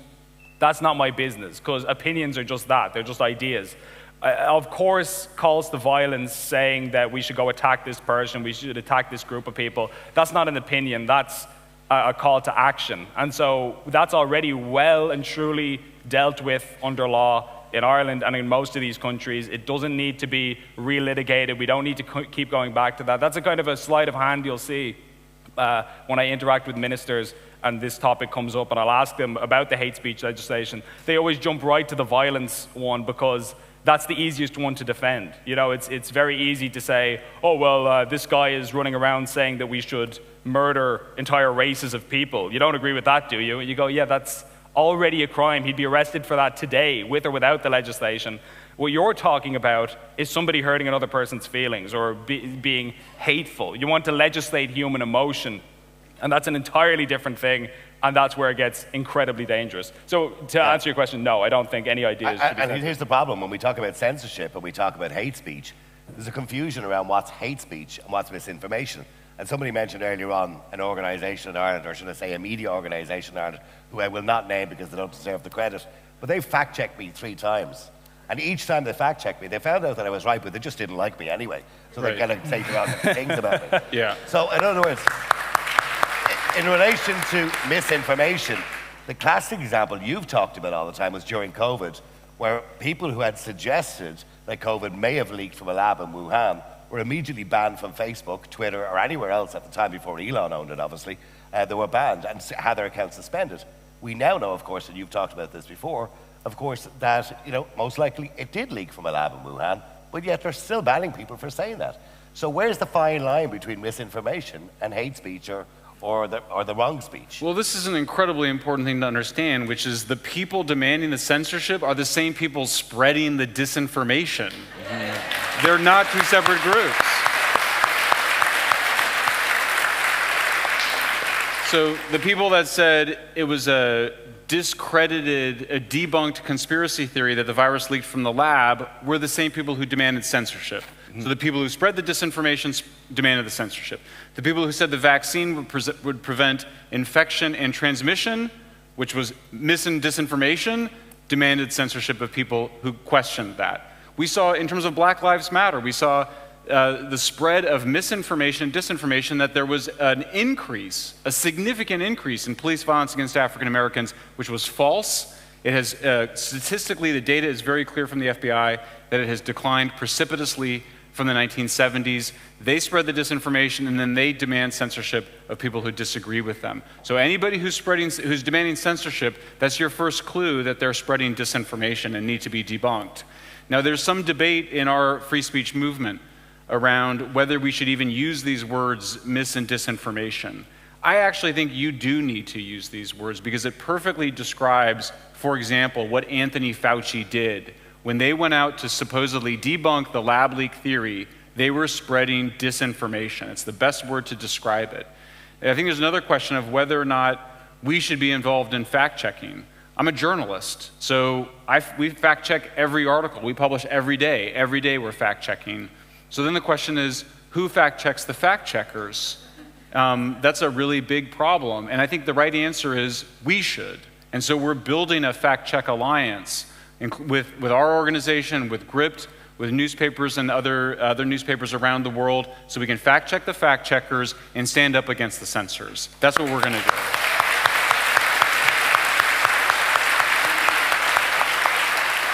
We had a classic example of that recently. I think John McGurk will attend to that. We had a classic example where the fact-checkers tried to tell us that a race wasn't actually a race. Yeah. But anyway, in relation to censorship and going forward, I suppose, Ben, the idea that you look through and you talked earlier on in this piece of legislation, in particular the hate speech legislation, they asked for public submissions. They got the public submissions. You trawled through them. I mean, there's no other journalist in the country that actually went to that trouble of going through the submissions, all 3,200 of them, or whatever it was. They clearly stated that we don't need this piece of legislation, that we all understand that it's wrong to be violent towards another person. We all understand that, of course, hatred and violence together is a bad thing and you should go to jail, although there is a debate around whether people should be treated equally no matter why they commit an assault. But in relation to those submissions, you then presented this to the government at a press conference, sent it to Leo Varadkar, and he completely dismissed you. So are the government listening to these people at all, the people who voted for them? Well, I'll tell you what's fascinating about that exchange in particular is, as you say, I presented this to the Taoiseach, I think he was the Taoiseach at the time, Leo Varadkar, and I said, so you have received this overwhelmingly negative response to your own consultation. As I said in the speech, the key part of the word consultation is to consult. I'm asking you, hey, what do you think, Joe Bloggs? Let's see what the public's opinion is of this issue before we do anything. They received people telling them we don't want it, shove it where the sun don't shine. And so I asked him, why did he bother doing the consultation if you're just going to ignore the result? And what he said was, I think these consultations are important, but they're not really representative of public opinion because most people didn't weigh in on it. It was only a couple of thousand people, and so it's not really reflective of Ireland as a whole. So at that point, I asked him the natural question, which is, if that's the case, why did you bother doing it? Why would you hold a consultation that from the start is going to be totally unrepresentative? Because actually, thousands of responses from one of these consultations is a lot more than most of them get. Usually they get like 100 or less, because, I'd say there's about 5 consultations going on right now that none of us in this room even know about various miscellaneous crap, because that's the way government bureaucracy works. So I asked him, why did you bother?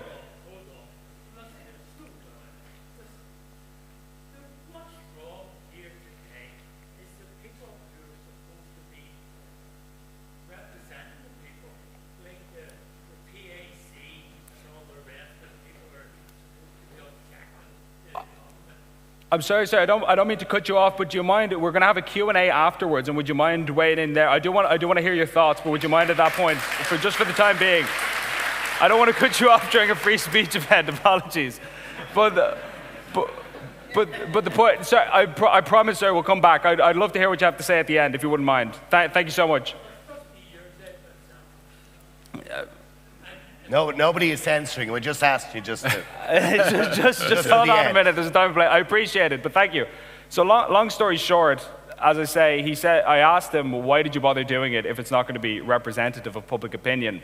And his response was that, the government runs the society. We have a democratic system, and so consultations, we don't make decisions based on consultations or on opinion polls. Like, we hold the power, basically, as elected representatives.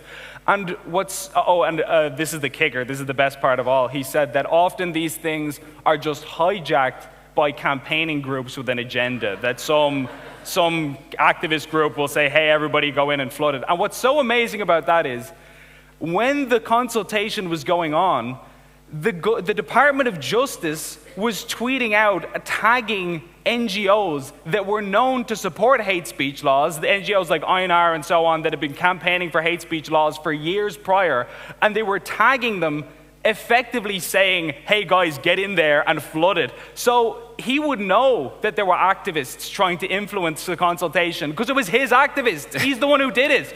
And you can be sure if 76% of those submissions had said it was a great law, they would have used it in every single newspaper. It would have been ironclad, and anybody who questioned it would be an anti-democratic scumbag. Yeah, it's pretty disinformation. Exactly. Absolutely. I want to talk about this, as being a bigger thing, because everybody talks about they, and we always think about they as people in a room or conspiring somewhere in the world against us. And I just want to quote you, because you said yourself, the war on free speech is hardly a novel phenomenon, instead mutating over centuries, which is new. However, it is global aspirations today. The conflict takes the form of world war.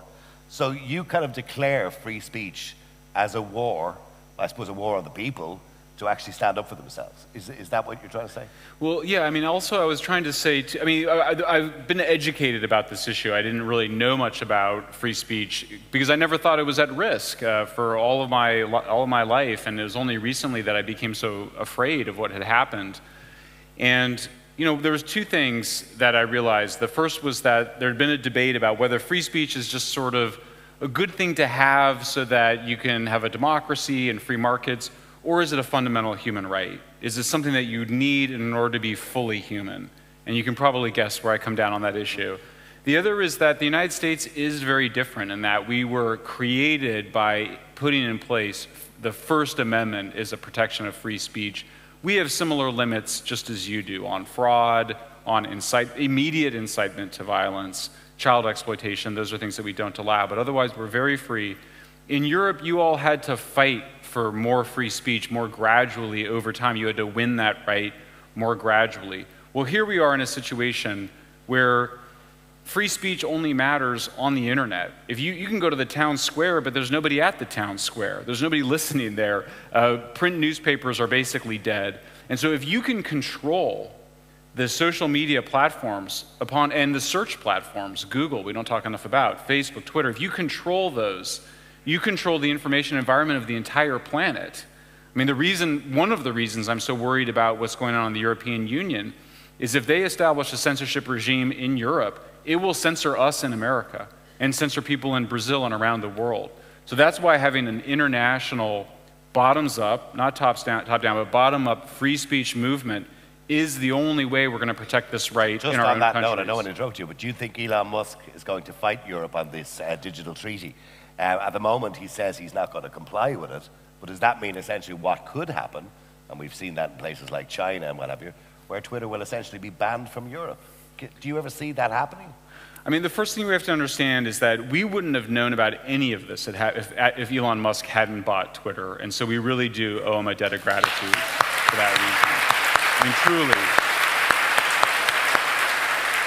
And by the way, just so less people question my integrity on this issue, I'm probably one of the most prominent critics of Elon Musk in the United States before I met him, because if you read Apocalypse Never, my book on the environment, I criticize his views of renewables.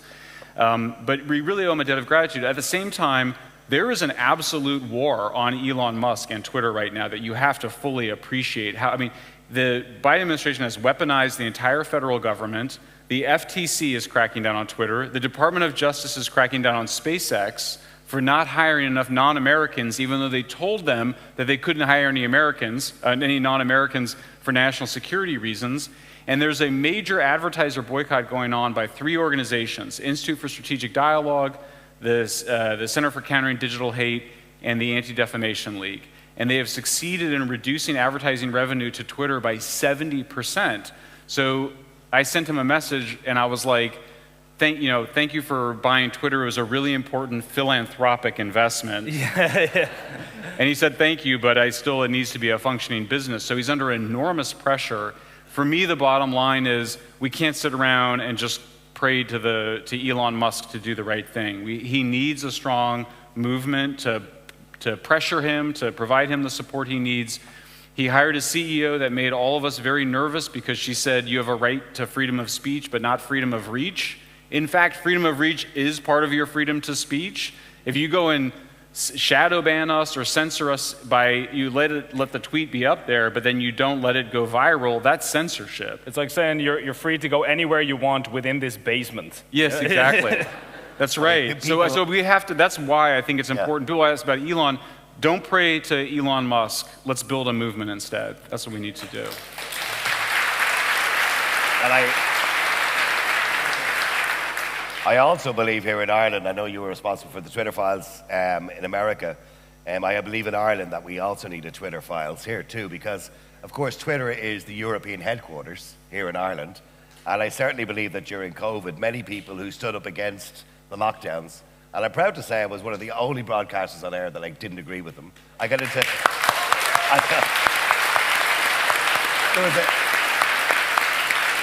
There was a few times the job nearly went, but they stood by me. But I think Twitter at that time were censoring people.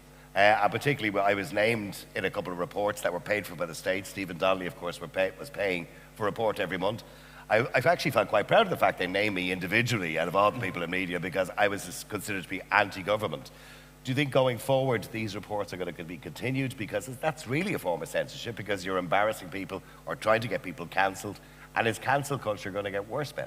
Well, yeah, I'd love to see the correspondence between the social media companies and the government during that time, because the things the government officials were saying publicly were so heinous that I can only imagine what kinds of conversations were happening behind closed doors. And I think I believe it was the Telegraph in the UK did a story about Matt Hancock and the way their officials were talking about COVID. And so you'd love to be a fly on the wall or get access to some of these exchanges just to see the extent to which this kind of censorship was happening. Because I thought the thing you're talking about as far as the government outsourcing the censorship to private firms or NGOs or companies. What's so particularly insidious about that is if a government department does something, they're subject to freedom of information requests. So you can find out, oh, the Department of Health was doing this, the HSE was doing that, and it can all come out in the, in the fullness of time. Whereas if you're censored by a private company that's been hired by the government, they're not subject to the same laws. So you have no idea what they were up to, why they banned this person or that person, and so it's infinitely more opaque. So it's like the government hires these groups to do their dirty work in order to, it's a way to be less accountable to the people, so far as I'm concerned. And the other thing as well, Michael was talking about the fact that nowadays people, when they have a problem, they go to social media. So if they get upset, they go to social media. If they want to group together, they go to social media, hoping they get a viral tweet. And I think it's done more damage to society in some ways. We think it's good. We think, oh, John doesn't like such a law, so he's after getting 10,000 viral tweets. Isn't that great? But it doesn't bother the government. What used to bother the government was when people walked out onto the streets and blocked up the O'Connell Street. The last classic example of that would have been the water charges here in Ireland. But people seem to have lost the ability, or maybe social media has taken away that ability because they feel they've done their bit by saying something on social media. Do you think people have lost the ability to actually get out there and stand up to something? In a way, and this is something that I've been thinking about recently, because a lot of people, when this issue comes up, like to ask, what can we do? What can an ordinary person do who doesn't have a big following and who isn't fabulously wealthy, and I just want to make a difference in the area of free speech and like, what's my contribution? And I've been thinking about that question, and something that occurred to me was, something you could do is when a politician knocks on your door for the local elections, for the parliamentary elections, whatever kind of electoral process is going on, make it known to them that censorship is something that you're worried about. Tell them, I will not be voting for any politician that is trying to censor me and take away my rights. And just let them know that point blank. Because if they hear that enough times, one person they can ignore, two people they go, oh yeah, they're just a couple of far-right, quote-unquote, cranks, and we can ignore them safely. But if every single door they're knocking on, they're getting people saying, I'm really worried about this, and I will not be voting for you if you support it, that will actually give them pause for thought for a minute. Because, I think a lot of people are of the opinion that, sure, look, they don't care about us and they don't care what I think. And that's absolutely true, as we've seen with the consultations. But they care about their careers. They care about their own seats. And so if you can show that this is a red line issue for you, I think that will actually impact them in a profound way. Because I think we're getting a lot of public attention internationally. Well, we got it from you, Michael, and you've got quite a following on Twitter. We've also had Elon Musk talk about the Irish laws. Yes. The richest man in the world with 450 million followers or whatever. But is that actually going to make a difference? Because we still see a minister who completely ignores it and ignores us, ignores the submissions. She's been asked by Ben on numerous occasions to show some sort of proof that it has support, and she insists it has support, but yet has to show that proof. But is it going to make any difference when we have large international people who have a lot of following who are saying this is not a good thing? Well, I don't know that we're making a difference. I mean, the reason I'm here is because I was so inspired by Ben and Alex and Senator Keegan. I mean, you guys are real, genuinely, you guys are real heroes. So seriously, it's amazing.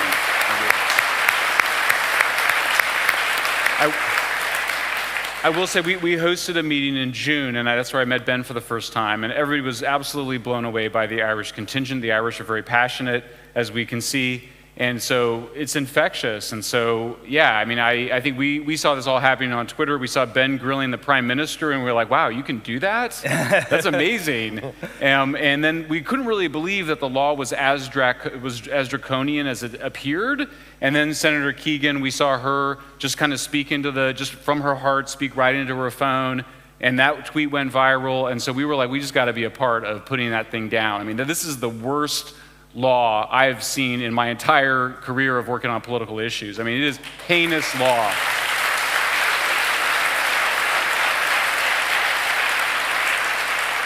I think we all need to understand, I mean, it's really, for me, I'm an old-fashioned lefty in this way, which is that an injustice anywhere is an injustice everywhere. And if we can't stop this terrible law in Ireland, then I fear for Western civilization. I genuinely do. So that's why I'm here. That's why I'm so just captivated and inspired by what you guys are doing and being able to interact with you. So If we get a big victory in Ireland, then it's going to be on to Brazil, back to the EU, back to the UK, and we'll make a run on the whole West. That's what we should do.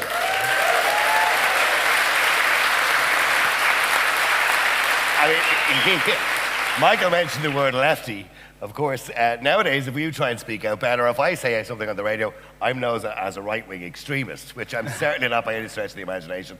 You're a complete nutcase. Do you think these words and these labels, is it being purposely used to silence people? Because it is a form of censorship.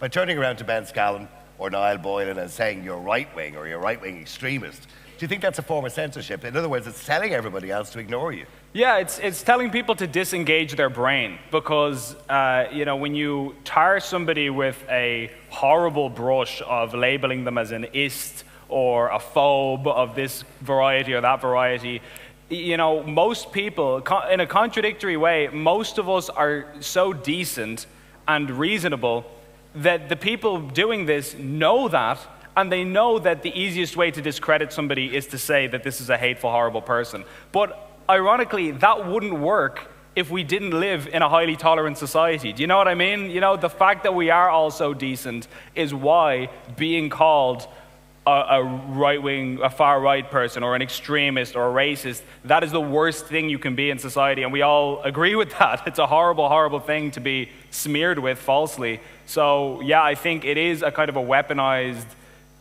slur word that's used to shut people up because they just know that we're all, our better nature is to shy away from people who are hateful and so on. And that's a great thing, but it's easily exploited, unfortunately, to the benefit of malicious people. Yeah. People who want to send the police into your homes. Yes. And search your phones and computers. I mean, speaks for itself. The minister spoke herself there recently on primetime, and she was asked again to define the word hate, which she won't do. She said she's been advised by the Well, actually, it does. Hatred means hatred. That's what the bill actually says. So I'm glad they cleared that up. So she was also asked as well, she was given a few examples, which I thought was hilarious. It was almost like a pantomime at Christmas. She was given examples. So if this person did this and said that, would that be hatred? No, that'd be okay.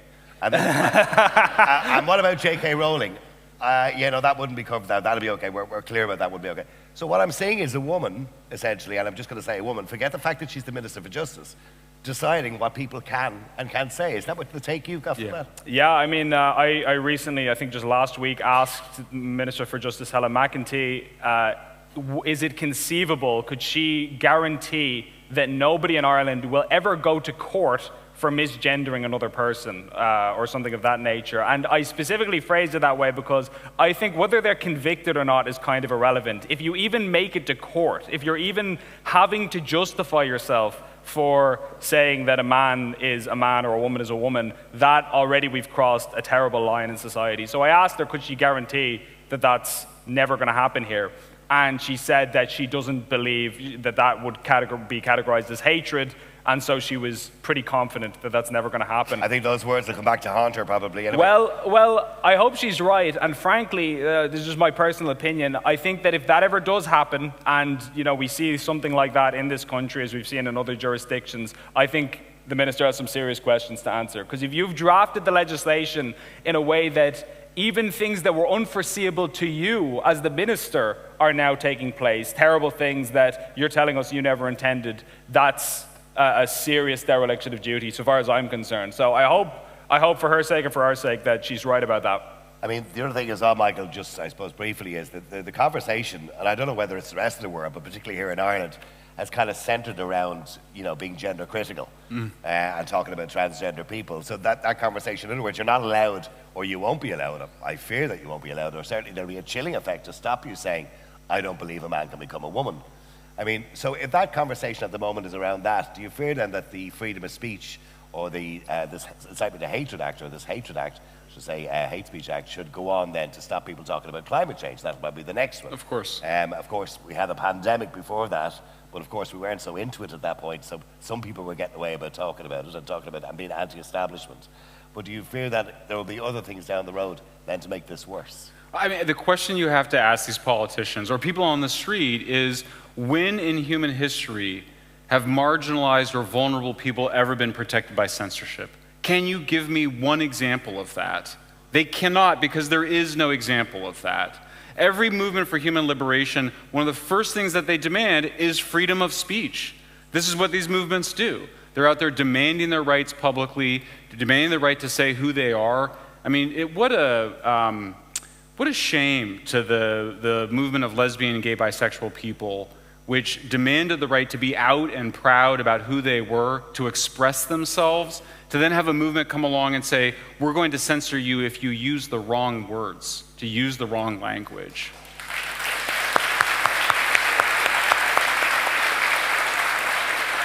I mean, I think it's fair to say that this sort of woke totalitarianism comes out of the left, but it is not liberal. There is absolutely nothing about it. In fact, its most salient characteristic is deeply illiberal, because nothing has been more important to liberalism than free speech and free expression. And nothing has been more important to movements for human liberation than being able to give people voice. So I think this is really, in many ways, this is the end of of the progressive left. You know, really, they've achieved everything they wanted. I mean, we achieved everything we wanted on lesbian and gay bisexual rights, on major action on the environment, major action on civil rights. So we have gotten rid of structural racism in our laws. And so what you have is this overhang, this NGO sector, constantly looking for a new way to justify itself, and it ends up turning against society, turning against the people, and turning against free speech. And you think about, on an interpersonal level, the way conflicts are resolved between two people, say a husband and wife, or within a family, that the first thing they always tell you in marriage counseling or any of these types of things is they say, communication is key. You have to talk about the things that are upsetting you, the things that you find problematic, and hash it out. And being silent and letting that resentment simmer under the surface is how you lead to catastrophic relationship blow-ups down the road. And that's just on an individual one-to-one basis. So you think about how at a societal-wide level, sure, some of these issues are very heated, they're very emotive, they could get ugly, potentially, if you're having a big blowout argument at a societal level. We're all screaming at each other because we're so passionate about what we're talking about. That is more healthy than not discussing it and just allowing it to fester under the surface, where we're just a bitter society of frustrated people who have legitimate grievances but can't talk about any of them.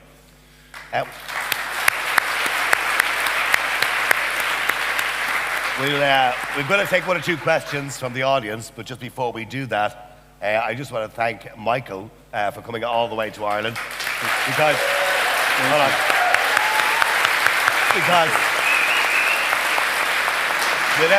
it's really important that you understand that without Michael, we probably wouldn't have got the international attention that this has got so far. So Michael has done that for us. Thank you. So, anyway. And also, and I get to interview these guys regularly as well. That's a good thing too.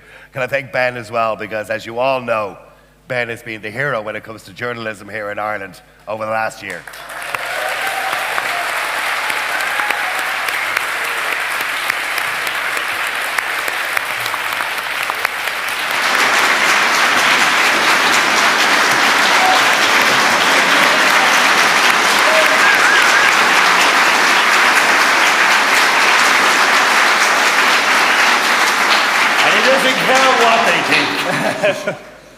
All right, thanks guys for that conversation.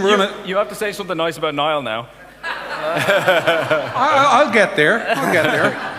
We're going to hop to questions first. I'm going to go to Gavin Pepper in the audience in a second, because he wasn't able to ask his question earlier on. But we got loads of good questions in and one really bad one. I'll just give you an example of the kind of question that's really bad, because Gript, as you all know, is a media organisation. We're politically neutral. There is no way on earth that I could ask Niall, Michael and Ben if they would encourage people to attend Wednesday's protest for free speech, which is at 10 a.m. outside the door. So,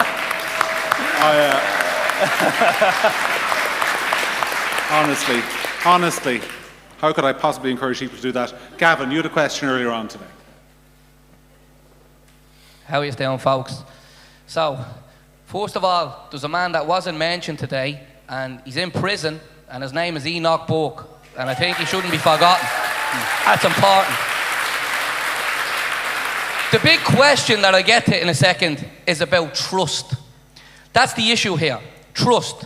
For instance, 98.7% of the Garda force voted no confidence in the Commissioner, Drew Harris. Yet our government supports him and he gets to stay in his position. So I don't trust him. So I'll get to the point. Kevin Bockhorst of RTE would like a bailout from me and everybody in this room, the taxpayer. But they won't report on the issues and the questions that we ask. That Ben, and I've been on Niall Boylan's show loads of times. Niall will let you talk about that. And we love you, Niall Boylan, by the way. We do, right? We do. So the question I ask, and I'm asking yous, and I want to get yous answers on it, but I'm asking everybody in the room. We have a Minister for Children. His name is Roderick O'Gorman. Right? Sinister Minister. And the question I ask is, I don't trust a man that deletes 3 files that were sent to him by a judge that he admits he deleted that it involved the abuse of young children. So, should that man be the Minister for Children? And do you think we should trust that man?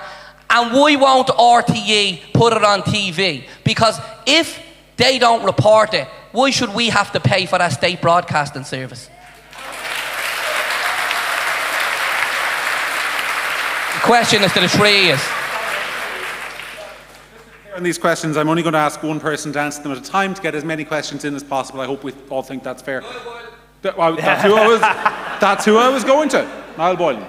I think first I'll deal with them one by one. In relation to Drew Harris, the Minister for Justice said that she had confidence in him. I think after 98%, well 97.8% of people, or the Garda Síochána, the majority of the Garda said they had no faith in him or no confidence in him. I think she's just insulted every guard in the country by suggesting she has confidence in him. I think she's undermined the Garda Síochána. I think it's only a matter of time before he goes, and if he doesn't, I think she should go. Anyway, in relation to RTE, I think the licence fee situation or the current method of subventing RTE is a complete and utter waste of money. I believe 2FM should be sold off privately because it's not a public service, it's a youth station. We've loads of them all over the country being run independently.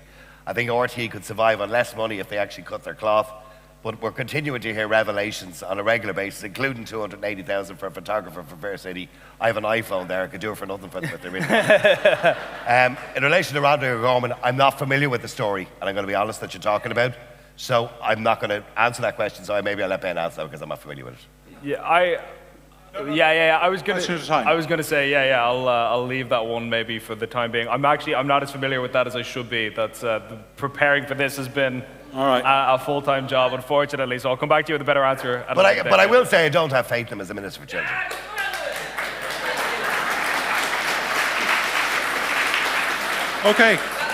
Okay, next question comes from somebody who I was talking to earlier on. They're in the audience. I know Ken got up at like 4 o'clock or something ridiculous to come up here on a train from Cork this morning.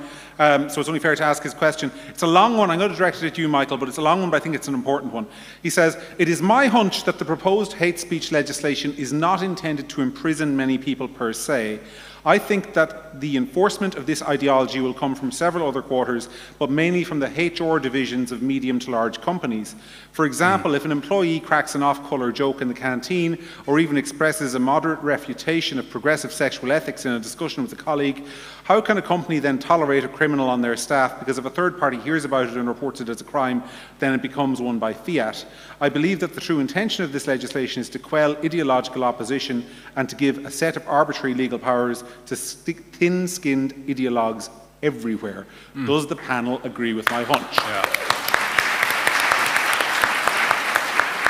This is a very important point, is that I think the picture we had of Big Brother was of some centralized authority. They would be out there, or the picture of the Stasi in East Germany spying on you. This is proposing to put the Stasi in the cubicle next to you and even in your head. I mean, it's to create a police state in people's heads. The worst form of censorship is self-censorship.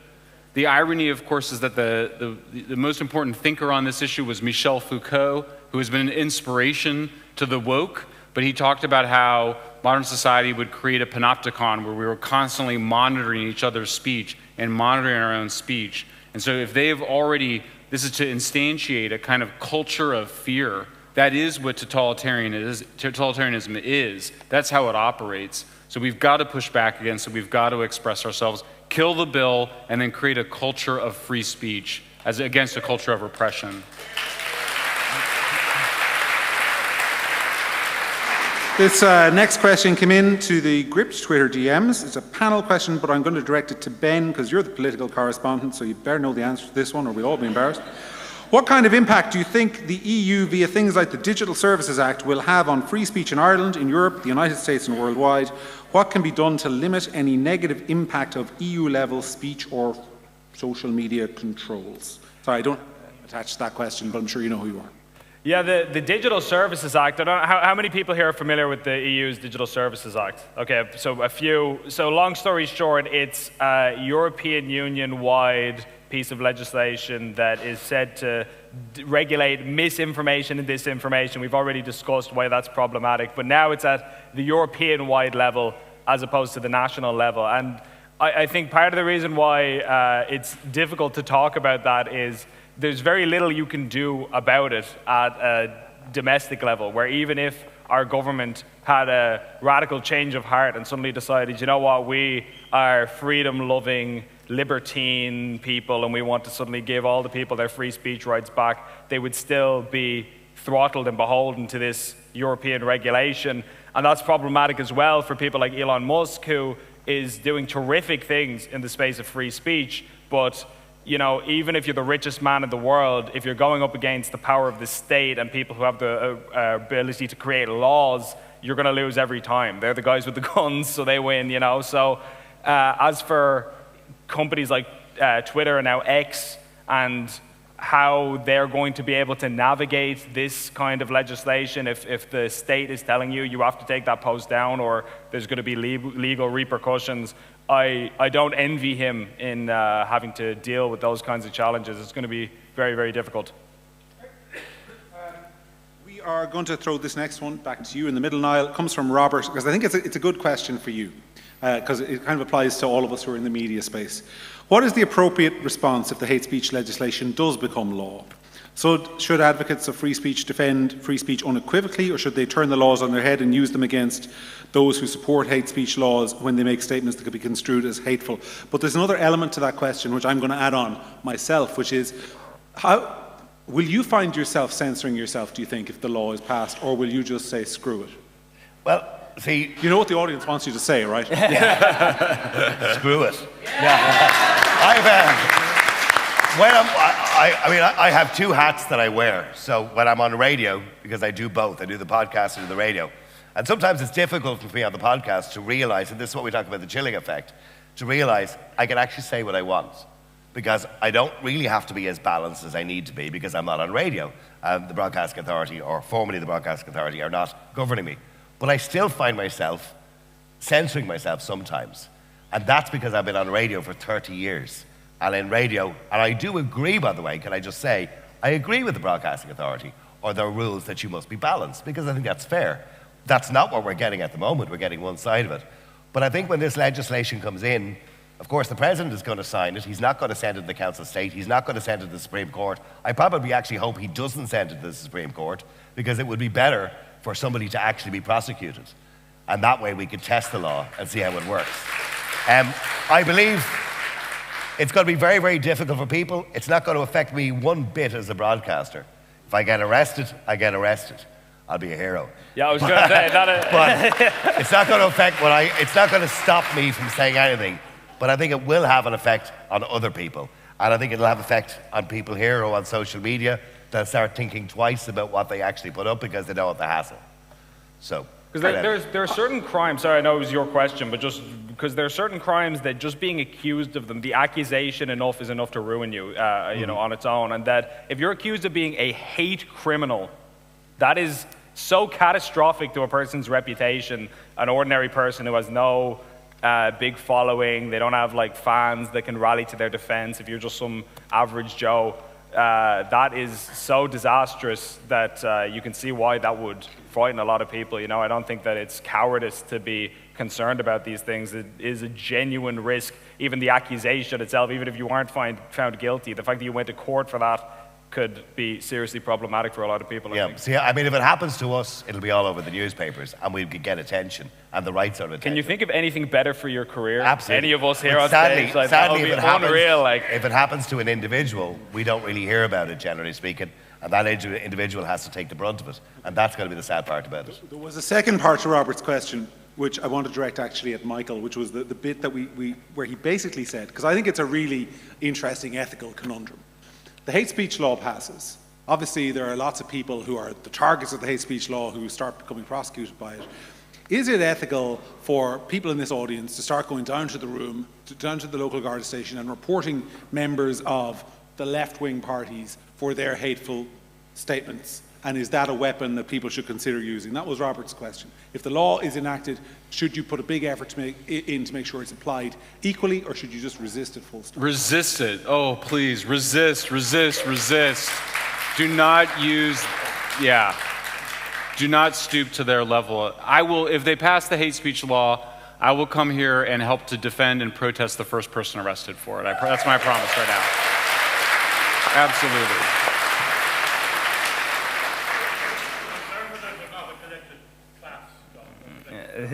No, indeed not. Indeed not. But I thought as a question, it was fairly interesting.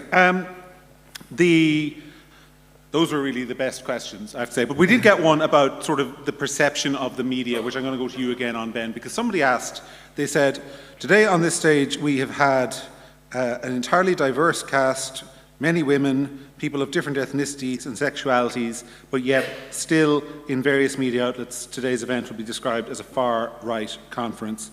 How do you break through that mould? I think we've kind of already done that. I think that a lot of the media has lost the room, to be honest.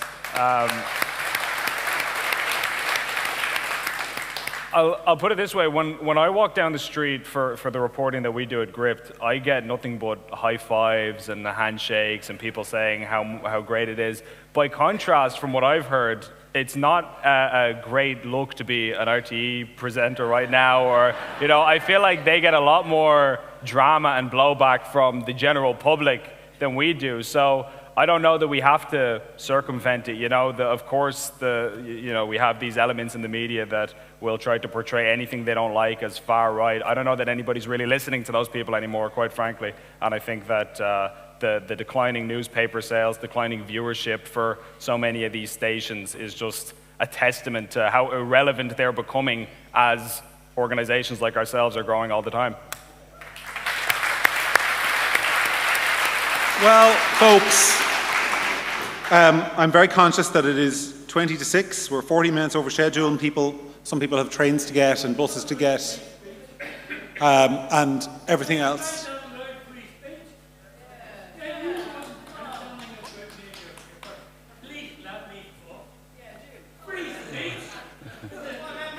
Go on.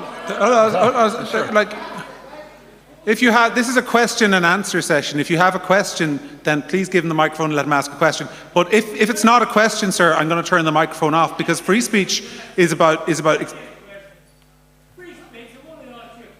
Okay. Go ahead. Go on. Go ahead. Right. I want to ask you, right? Now, I am a censored playwright.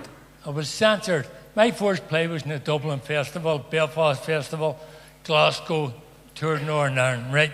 When I wrote a play about the corruption of Belfast docks and was censored by the union and the employers, everyone, because, right, this is unbelievable. The union have fought the Free Ireland in Belfast, amalgamated with the employers and formed a union and employers court for sacking Belfast dockers, right? Because we wouldn't discharge asbestos without protection. Now, I'm sorry, sir. I don't mean to be rude or interrupt you, but is there a question? What do you think of that? And what's your answer?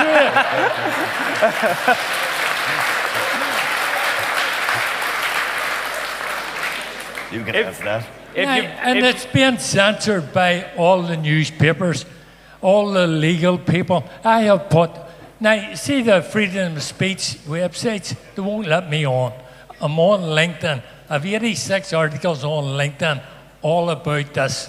Now, I've named the lawyers, I've named the solicitors who... But that's why they're not being printed. Because free speech and defamation are two different things. It's on LinkedIn. And no media organisation, sir, is going to print something that names people and declares them as villains unless there's... I'm sorry, sir, take it up with the defamation. The truth can never be labelless. Okay, you've been heard... Sir, I'll tell you. Sir, with respect, you have been heard... and we've heard you, and you've had your opportunity to speak, and you can see people afterwards. Thank you for your contribution, sir. Sir, with please. respect, there's... Okay. Folks, I want to end today by saying how very grateful I am to each and every person who in many cases made a very long journey to be with us here today, and many of you have stuck through what's been a long afternoon. I hope it's been an interesting afternoon, and I hope that you've really enjoyed today's event.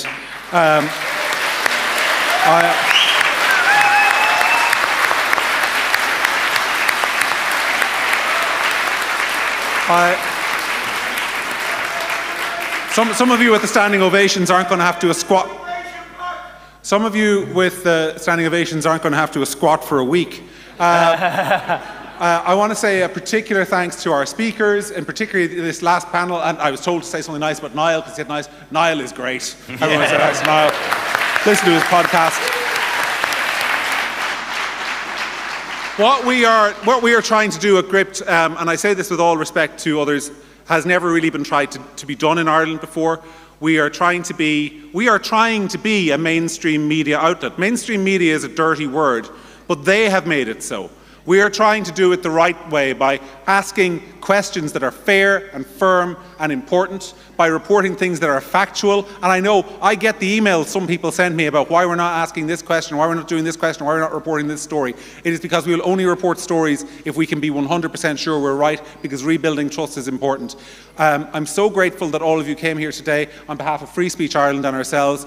And if you can, find it within yourself. If you haven't donated to either us or them already, please do subscribe. Our work is important. But apart from that, we're so thankful, and please have a safe trip home. Take care.